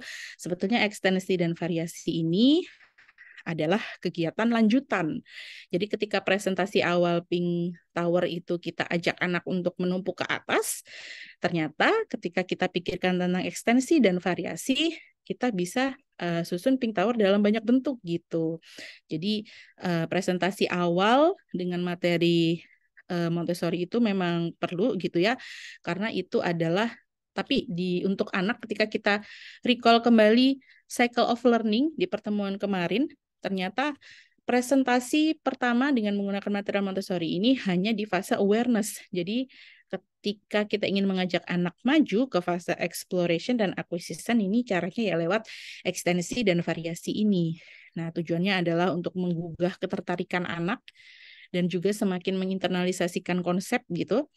Kemudian kita juga menantang anak untuk berpikir out of the box karena menggunakan material di luar dari presentasi yang sudah diberikan. Kemudian kita juga melatih mereka mengasah imajinasi dan kreativitas. Kemudian kalau itu adalah material sensorial dan juga mungkin math, kita juga akan membangun mathematical mind. Kalau di language kita akan memperkaya kosakata anak dengan berbagai macam kata yang bisa kita discuss pada anak. Sehingga dari sinilah maka akan lahir konsep Montessori Inspired. Untuk sampai pada ekstensi dan variasi, tentunya kita harus mengecek cara presentasi intinya dulu. Misalkan bicara tentang apa ya yang nggak ada di sini. Bicara tentang knob silinder deh. Knob silinder itu kan ada knobnya ya yang bisa kita pegang. Ternyata bukan hanya kita masukkan, kita keluarkan lalu kita anak ajak untuk masukkan lagi ke dalam baloknya. Ternyata kita bisa ajak anak nih ekstensi dan variasinya. Misalkan kita berikan anak penutup mata. Jadi dia tidak lagi menggunakan hanya visualnya, tapi juga taktilnya. Jadi mereka bisa meraba lubangnya, kemudian meraba knopnya, untuk kemudian dimasukkan dengan tetap menggunakan penutup mata. Jadi kita cek dulu apa kualitas yang bisa kita gali lagi, diperpanjang, kemudian baru kita buat variasinya. Dan itu akan kekreativitasan kita juga akan terjadi learning by doing gitu, tidak bisa terjadi hanya dalam 1-2 kali latihan atau 1-2 kali memegang material, tapi akan terjadi berulang ketika kita semakin banyak interaksi dengan material. Oke, jadi sedikit saja nih yang bisa sebetulnya teknis selanjutnya ini teknik presentasi sebetulnya kita butuh berlatih ya, teman-teman butuh berlatih, tapi mungkin ini bisa disimpulkan sedikit summary-nya di sini. Kalau kita bandingkan dengan pendidikan konvensional, di mana guru lebih banyak memberi instruksi ketika anak bekerja.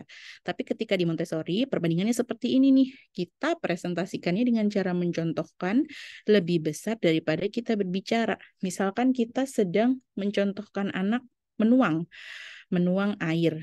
Kita cukup hanya dengan langsung mengambil misalkan gelas tanpa harus mengatakan pada anak, hati-hati ya, tuangnya pelan-pelan ya. Tapi kita cukup menuang, letakkan, ibu akan presentasikan dan kamu akan melihat lebih dulu. Baru nanti kamu bisa mencobanya setelah ibu selesai mencontohkan pada kamu gitu ya.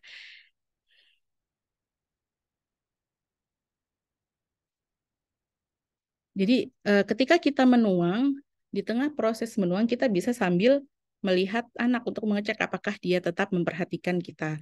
Contohnya kita memberikan contoh gerakan dalam tahapan-tahapan yang dibesar-besarkan gitu, apa ya istilahnya ya, yang kita highlight untuk anak. Ketika kita menggerakkan sesuatu, kita bisa beri jeda. Kemudian ketika kita masuk ke gerakan yang lain, pelan-pelan dan beri jeda lagi. Jadi kita berikan contoh ini lebih banyak daripada kita berbicara. Karena pada kegiatan IPL dan banyak aparatus Montessori lainnya, anak menyerap lebih baik dengan memperhatikan dengan visual mereka ketimbang dengan mendengarkan ucapan kita. Ketika kita bergerak sambil berbicara, anak akan kebingungan untuk fokus mana nih yang harus diperhatikan lebih dulu, gerakannya atau fokus ke instruksinya gitu. Jadi itulah yang ingin dieliminasi dari presentasi dalam Montessori, lebih banyak fokus ke contoh daripada memberi detail instruksi dalam berbicara. Kemudian di sini juga ada fokus pada material dan menatap mata anak. Itu sudah masuk ke contoh yang tadi ya. Kita menatap anak sesekali, tidak lupa untuk menatap mata anak sesekali, tapi juga tetap banyak fokus ke material. Jadi menatap mata sesekali ini untuk memastikan bahwa anak tetap fokus memperhatikan apa yang kita lakukan. Tidak kita tinggal fokus dengan apa yang kita lakukan sendiri, kemudian anak ternyata matanya ke tempat lain gitu ya. Kita menghindari hal-hal tersebut. Nah, jadi detail-detailnya untuk teknik presentasi mungkin kita bisa mulai dengan mengajak anak memulai kegiatan dengan ramah dan sopan. Kita bisa sapa mereka, tanyakan kabar mereka, kemudian kita mengajak anak berkegiatan mengambil tray gitu ya. Kita ajak mereka dengan ramah dan sopan. Kemudian kita juga kenalkan nama material dan cara membawanya dengan aman. Misalkan teman-teman sudah punya rak di rumah, hari ini Ibu akan mengajak kamu belajar menggunakan number roads. Nah, number roads itu kan panjang ya.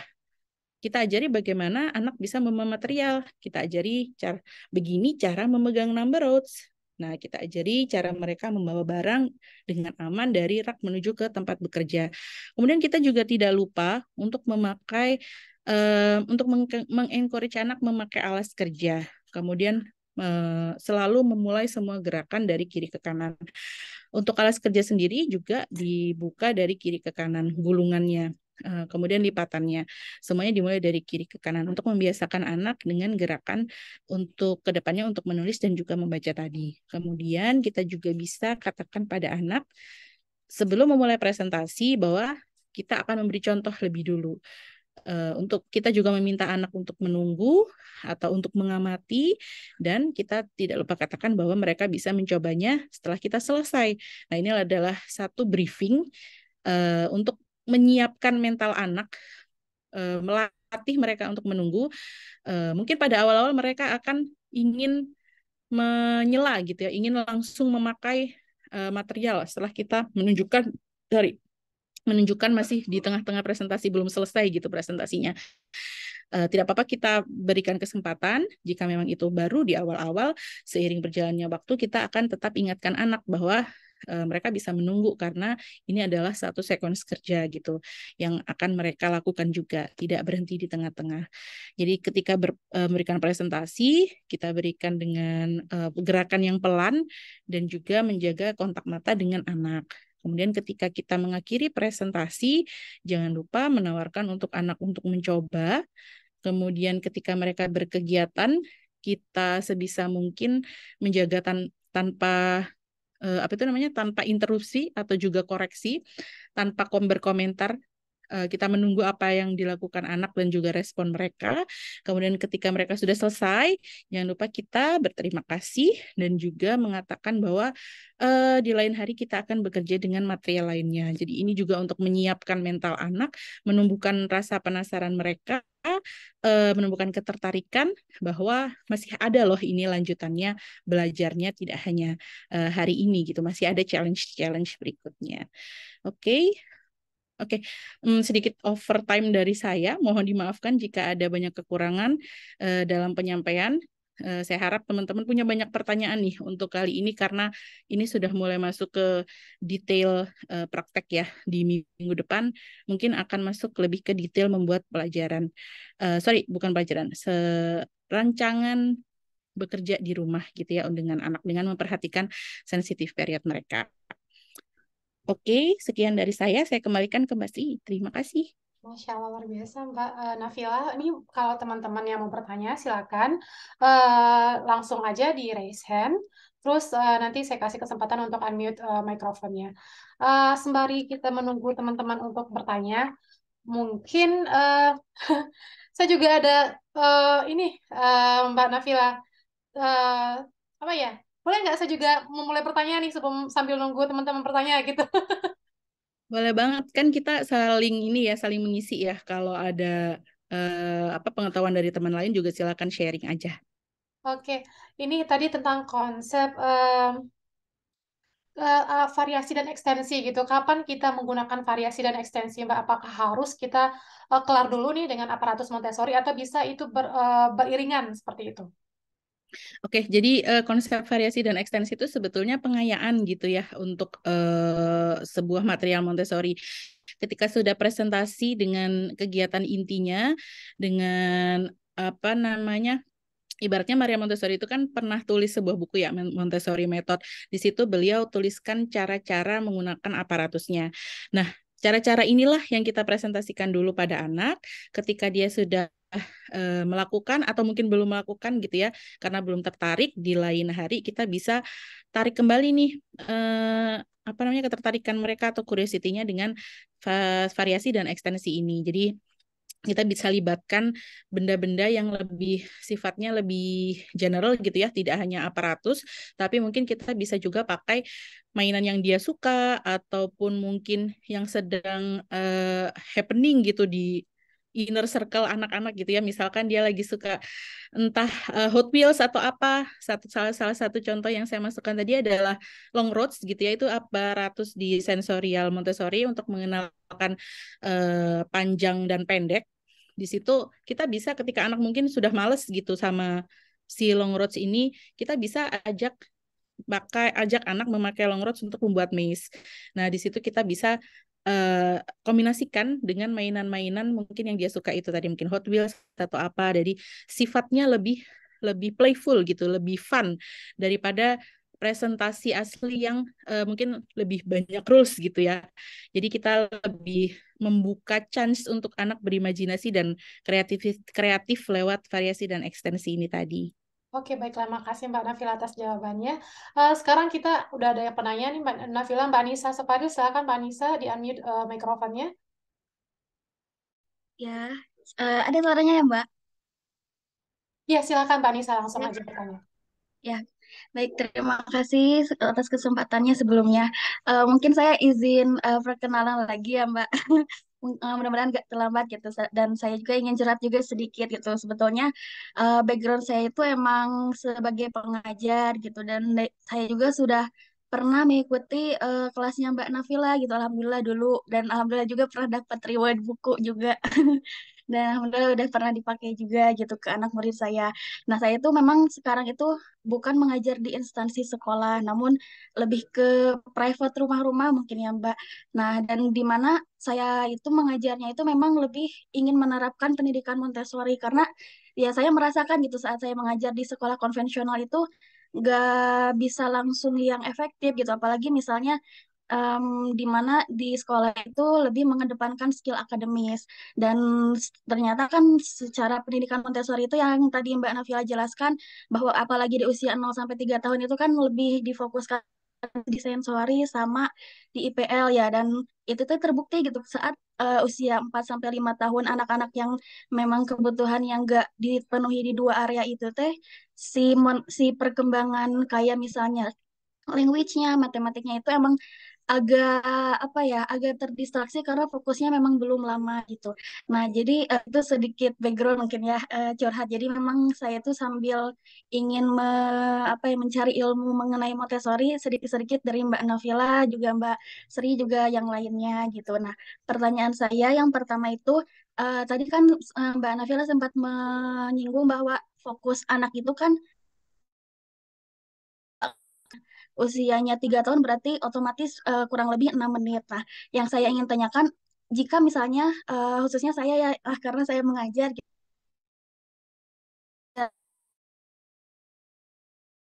Maaf nih Mbak Nisa, suaranya keputus Mbak, putus-putus. kegiatannya itu memang berarti harus ulang lagi, namun misalnya diselang-seling gitu. Ya, suaranya ada nggak, Mbak? Oh iya, sempat Ya, terputus ya diselang-seling. tadi Mbak. Oke, tapi nangkap ya, Ya, ketangkap ya pertanyaannya. Oke. ya, itu yang pertama. Jadi kegiatannya apakah memang harus lebih dibanyakan atau misalnya cukup 3 aja tapi nanti bisa diulangi lagi. Nah, terus yang kedua mengenai tadi ya yang tahapan membaca, yang writing before reading, apakah itu ada tahapannya misalnya kita ingin mengenalkan tadi building wordnya itu misalnya suku kata terbuka dulu. Nah, itu teh apakah anaknya harus melihat huruf-hurufnya juga? Nanti saat building word itu kita bantu untuk memberitahu gitu. Jadi lebih ke teknis building wordnya itu sih gimana gitu. Soalnya saya belum paham gitu, belum terbayang. Terima kasih. Baik, terima kasih Mbak Anissa atas pertanyaannya. Mungkin langsung bisa ditanggapi sama Mbak Nafila. Oke, terima kasih Mbak Anissa untuk pertanyaannya. Eh Sebenarnya sebelumnya saya salut nih sama Mbak Anissa karena meskipun backgroundnya pendidikan konvensional tapi sudah berani loncat gitu ya ibaratnya ya ke pendidikan Montessori yang mungkin banyak orang masih meragukan efektivitasnya gitu. Tapi Mbak Anisanya sudah mulai mencoba gitu untuk mengaplikasikan pada anak muridnya. Jadi Bismillah ya lewat kelas-kelas kecil seperti ini mungkin nanti Mbak Anissa bisa menemukan pendalaman materi selanjutnya gitu. Oke, fokus ke pertanyaannya Mbak Anissa tadi. Yang pertama, ketika mengajari anak, apakah perlu disela gitu ya kalau belum kegiatannya diselang-seling gitu atau disela dengan menambahkan kegiatan sensorial dan IPL jika memang mereka belum dirasa belum kuat gitu pondasinya. Nah, kalau saya kembalikan dengan pengalaman guru-guru di sekolah Montessori, biasanya memang demikian. Jadi guru-guru untuk anak-anak yang dirasa pondasinya belum kuat untuk masuk ke akademik, mereka tetap akan menyediakan kegiatan yang sifatnya itu tadi dengan catatan mungkin challenge-nya yang sedikit dirubah, yang sedikit ditambah gitu. Misalkan di IPL anak 3 sampai 6 tahun mereka mulai dengan kegiatan pouring yang sudah mudah gitu ya. Jadi kita bisa variasikan masuk kegiatan menuang yang mungkin challenge-nya lebih banyak. Kalau yang awal-awal hanya menuang dari satu teko ke teko lainnya, nanti kita bisa tambahkan nih misalkan menuang dari langsung lompat apa namanya tahapannya yang agak susah, misalkan langsung dari teko ke wadah yang ada indikator lainnya, ada garisnya. Jadi anak tidak hanya menuang tapi harus mulai apa namanya mengkontrol presisi untuk dan juga estimasi untuk agar tuangan cairan itu tidak melewati garis yang disiapkan oleh guru tadi. Nah, jadi challenge-nya itu tadi yang disesuaikan, apa namanya, bukan serta-merta memasukkan semua kegiatan dari awal, tapi kita kurasi lagi nih kegiatan mana yang cocok untuk anak di umur segini. Jadi itu tadi bisa dimasukkan di dalam kegiatan, tapi tetap challenge-nya dibeda-bedakan itu tadi. Kemudian yang kedua, sorry, saya cek lagi catatan. Kemudian yang kedua adalah tahapan dalam building words ya. Jadi dalam building words, kalau apa namanya bahasanya itu adalah bahasa yang fonetik, kita bisa sama urutannya di dalam seperti yang dicontohkan Maria Montessori dalam bukunya The Montessori Method gitu. Tapi ketika bahasanya non fonetik, maka memakai tahapan seperti Pink Blue Green Series tadi lebih baik ya. Jadi Pink Blue Green Series ini kita bisa masukkan di dalam building word juga. Ketika bicaranya bahasa Indonesia, maka series Pink yang paling mudah adalah tentang suku kata terbuka.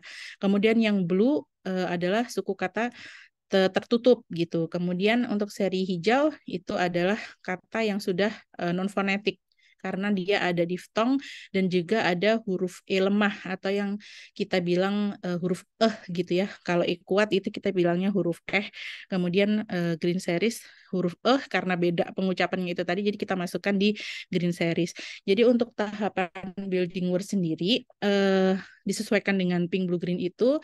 Jadi kita bisa lihat nih ketika awal anak masih tahapan awal-awal di mana dia masih masuk di pink di suku kata terbuka, kita masuk ke kata-kata yang kurasi hanya dua suku kata itu tadi. Misalkan kita ajak anak dengan kalimat madu atau susu gitu ya atau kuda. Nah, itu kan suku kata terbuka. Di situ kita ajak mereka teknisnya seperti ini sebetulnya. Mudah sekali kita bawakan yang pertama adalah objek karena kita bicara tentang konkret ya. Kalau bisa gitu selalu ada objeknya dulu. Misalkan kuda, kita bisa bawa figurin animal gitu ya, kuda kita letakkan di depan anak. Kamu tahu ini hewan apa gitu kan? Anak akan menyebut kuda.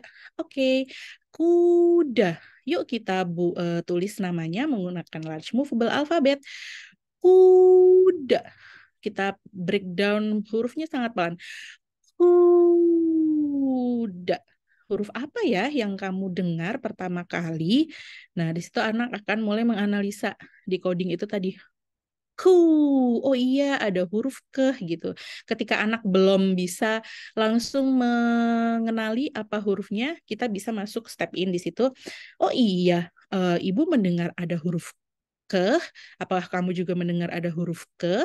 Nah, baru kita ambil hurufnya untuk diletakkan di sebelah objek itu tadi. Kemudian kita lanjutkan lagi kuda gitu kan, benar-benar pelan-pelan di breakdownnya. Jadi kita memekakan indera pendengaran anak, kemudian sambil mengajak mereka mencari huruf yang ada. Jadi di building words ini memang prosesnya sangat tidak apa ya, sangat tidak familiar untuk orang-orang di luar sana karena membunyikan apa ya, fonik tiap huruf itu terkesan agak lucu gitu, agak konyol ketika dipraktekkan daripada langsung mengeja gitu yang gampang.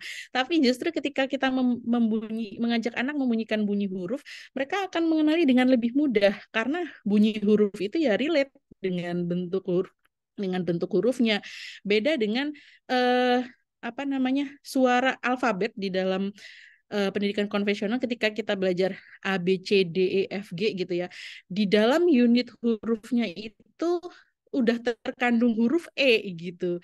Ketika teman-teman bilang huruf K gitu kan, K bukan ke, di situ ada huruf A juga gitu. Jadi ketika kita mau membaca kuda itu kan harusnya kau gitu ya.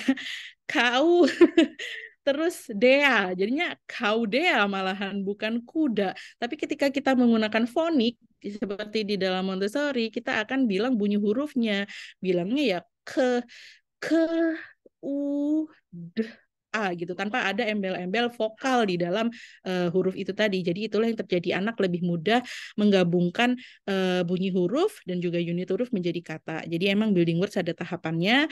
Mungkin kalau teman-teman mau cari contoh prakteknya bisa ke YouTube dengan keyword building words. Tapi mungkin akan banyak sudah banyak sih kayaknya sekarang di dalam bahasa Indonesia, jadi bisa langsung cari keywords building words itu tadi. Demikian Mbak Nisa. Masya Allah, makasih. Ya, Berarti semoga menjawab ya Mbak Anissa. Kira-kira bagaimana Mbak? Ada lagi? ya, siap.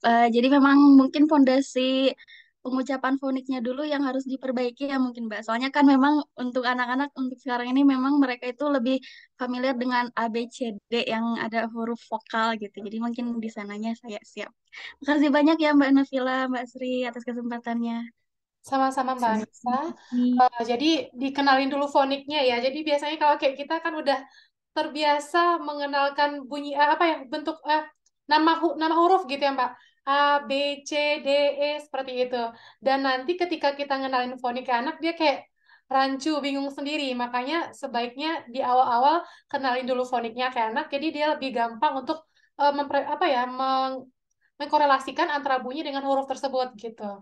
Oke, terima kasih pertanyaannya Mbak Anissa. Sekarang ada pertanyaan dari Mbak Ria Miniar. Ria Maniar, oke, maaf. Untuk penentuan tema yang akan diberikan ke anak, apakah melihat dari hasil observasi Mbak gitu, ketertarikan anak kepada kegiatan atau orang dewasa yang menentukan? Jadi gimana nih untuk menentukan kegiatan itu? Apakah tergantung dengan ketertarikan anak atau orang tua yang menentukan gitu? Jika rumah dengan ada keterbatasan material, apakah perlu menyediakan 5 area sensori tersebut? Apakah tipsnya ada gitu dari Mbak Nafila? Terus berapa lama aktivitas yang dapat diganti ke aktivitas lainnya gitu. Jadi untuk sirkus tadi ya Mbak, sorry, Eh, apa sih namanya? Untuk sirkulasi gitu ya, bukan sirkulasi. Untuk rolling material. Lokasi. Gitu. Ah, Ya, berapa oke. lama? Terima kasih Mbak Sri dan Mbak Rimaniar. Oke, jadi ketika kita bicara tentang tema gitu ya, untuk untuk variasi dan ekstensi ke anak di Montessori di rumah, itu memang sebetulnya seru banget karena di internet sendiri sudah banyak sekali sumber-sumber yang berhubungan dengan tema-tema ini.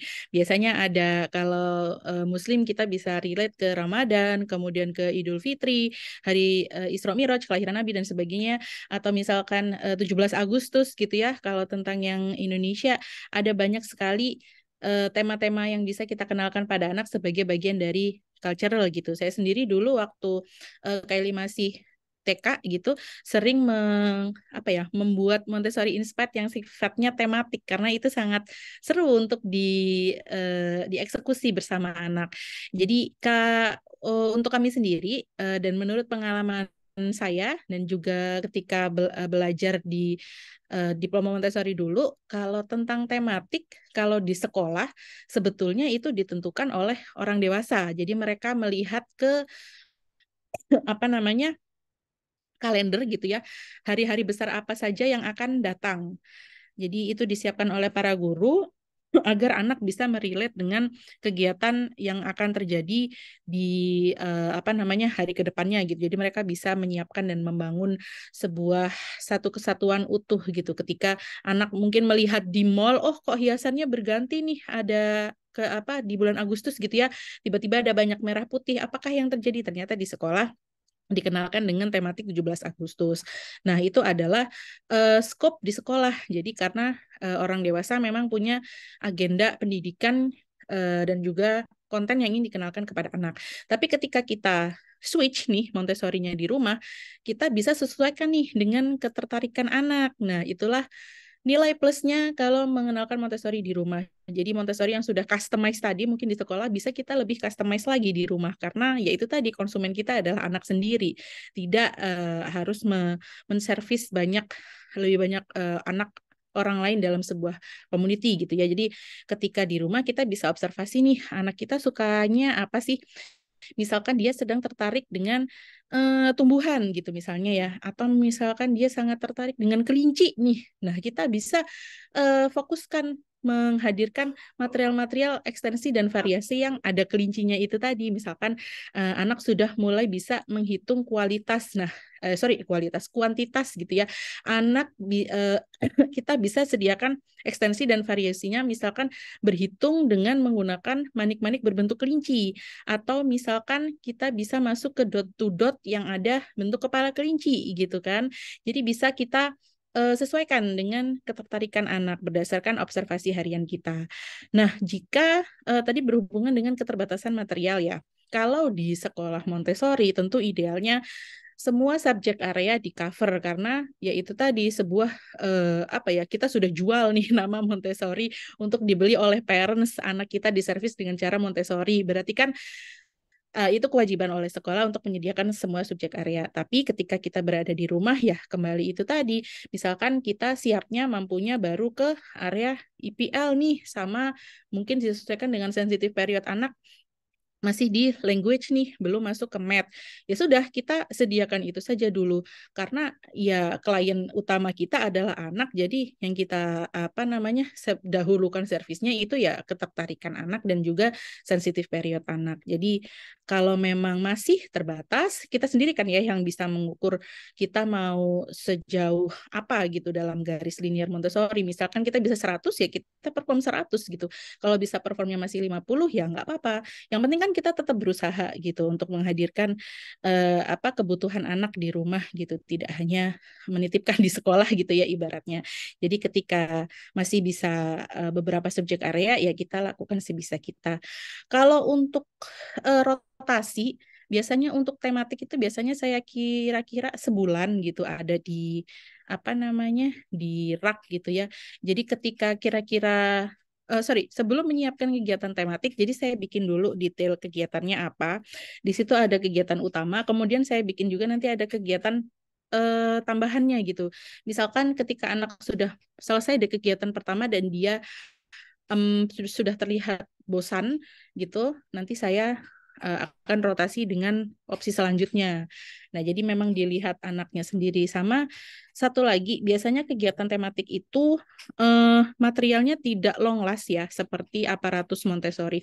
Kalau aparatus Montessori kan memang banyak repetisi. Jadi kalau karena memang bendanya itu tadi sifatnya bisa dipakai berulang. Tapi kalau tematik kan memakai lebih banyak printable atau perintilan-perintilan yang sifatnya sekali pakai terus sudah harus diganti gitu. Jadi tergantung itu tadi mau menyiapkan tematiknya untuk berapa lama, kemudian untuk variasi dan ekstensi anak berapa kali gitu ya, baru kemudian untuk rotasi. Jadi itu akan sangat apa namanya bergantung dengan gaya di dalam keluarga dan juga observasi orang tua pada anak.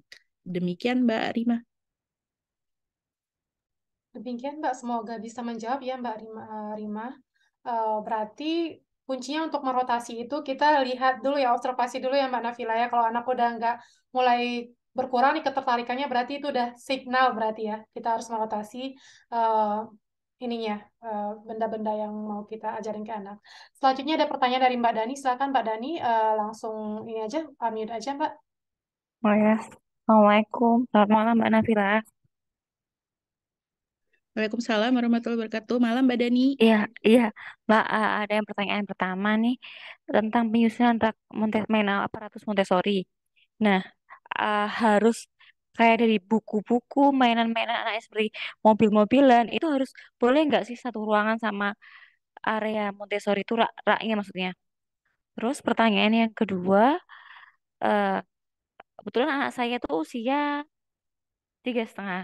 Jadi kapan saya sudah mengajarkan semua eh, fonik semua alfabet, tapi mungkin ada beberapa yang lupa. Di situ apa menunggu anak hafal semua dulu, baru kita mulai ke kata yang terbuka, atau menunggu sampai hafal dulu baru kita mulai. Udah, itu Mbak pertanyaannya. Makasih Mbak. Oke, terima kasih dari Mbak Dani pertanyaannya. Ini praktikal sekali ya untuk di rumah ya. Jadi mungkin teman-teman yang lain juga bisa mengaplikasikan pertanyaan Mbak Dani. Jadi yang pertama tadi boleh nggak mainan sama aparatus jadi satu di dalam satu ruangan gitu. Kalau menurut teori-teori yang sudah saya baca dan juga saya dengar dari Montessorian yang lain, sebetulnya kita bisa atau lebih baik sifatnya memisahkan memang aparatus Montessori dan juga mainan yang sifatnya apa ya loose parts atau open ended gitu. Jadi kalau aparatus Montessori itu kan sifatnya membangun fokus, kemudian ada struktur, ada order gitu, ada cara pakai yang memang diikuti dari awal sampai akhir dan juga fokus gitu ya. Fokus apa namanya tujuannya beda dengan mainan yang sifatnya open ended dan juga loose parts gitu. Sementara mainan yang sifatnya yang bukan aparatus Montessori yang mainan bebas gitu ya, yang loose parts yang ada perintilan kecil-kecil gitu, kemudian yang juga open ended yang bisa dipakai untuk pretend play mungkin seperti mobil-mobilan atau apa namanya pretend play masak-masakan gitu ya, lebih baik dipisah di tempat lain, misalkan di kamar anak gitu untuk yang mainan apa open ended dan loose play. Sementara yang misalkan aparatus Montessori bisa diletakkan di ruang keluarga gitu misalnya. Jadi ketika anak sedang bekerja di aparatus Montessori, mereka akan fokus dengan aparatus yang ada di ruangan tersebut, tidak tiba-tiba terpanggil gitu ya ketika melihat mainan yang lain gitu. Sementara mainan yang lain ini dia kan sifatnya karena open ended tadi, mainnya tidak ada aturan tertentu gitu ya, bebas sesuai keinginan anak. Lebih baik kita letakkan di tempat yang sekiranya tidak mengganggu konsentrasi anak ketika bekerja dengan aparatus Montessori tadi. Nah, itu untuk pertanyaan yang pertama. Jadi lebih baik memang dipisahkan. Kemudian untuk yang kedua, apakah anak harus selesai dulu gitu ya semua fonik dalam huruf baru bisa maju ke dalam tahapan building words. Jadi kita cek dulu nih sebanyak apa sebetulnya fonik yang sudah dikuasai anak. Apakah 50%, apakah 80%, atau 30% gitu misalnya. Nah, ketika mungkin masih di 30% dan itu eh, ibaratnya huruf-huruf vokal dan konsonan yang cukup sulit untuk merangkai kata gitu ya. Mungkin kita bisa lanjutkan dulu nih sampai mungkin 50% lah katakan. Ketika anak sudah 50% mengenal fonik dan juga menghubungkannya dengan bentuk huruf, mungkin kita bisa masuk nih ke building words yang dengan menggunakan huruf vokal dan konsonan yang sudah dikuasai anak tadi. Misalkan dia sudah paham eh, M dan D gitu. Kemudian untuk vokalnya A dan U. Nah, di situ kan kita bisa ajak masuk ke kata yang madu gitu. Kita bisa gunakan huruf-huruf yang memang sudah dikuasai anak. Nah, nanti sambil menunggu, mungkin anak akan terpancing nih rasa penasarannya. Atau bisa jadi absorbenmennya memang sudah merekam tapi belum keluar aja.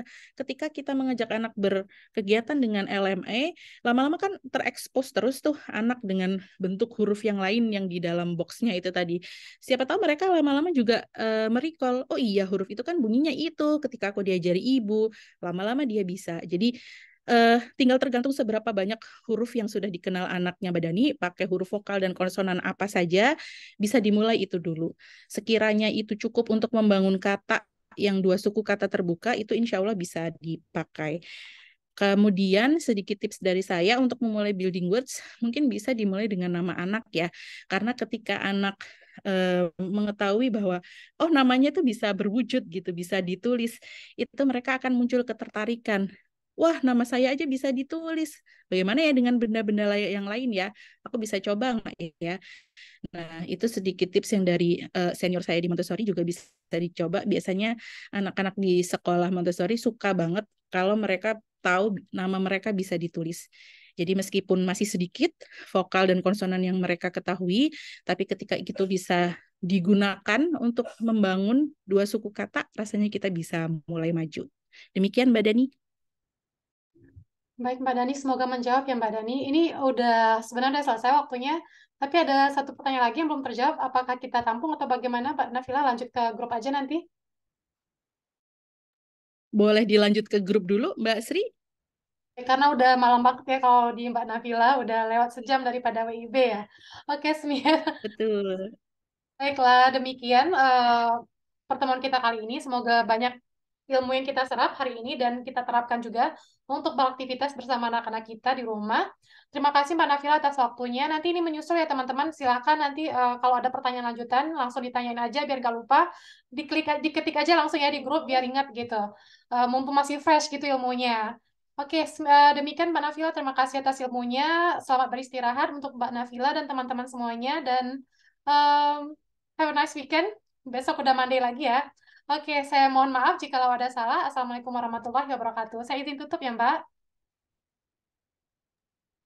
Izin pamit teman-teman semua. Assalamualaikum. Salam, Mbak Nafila. Terima kasih.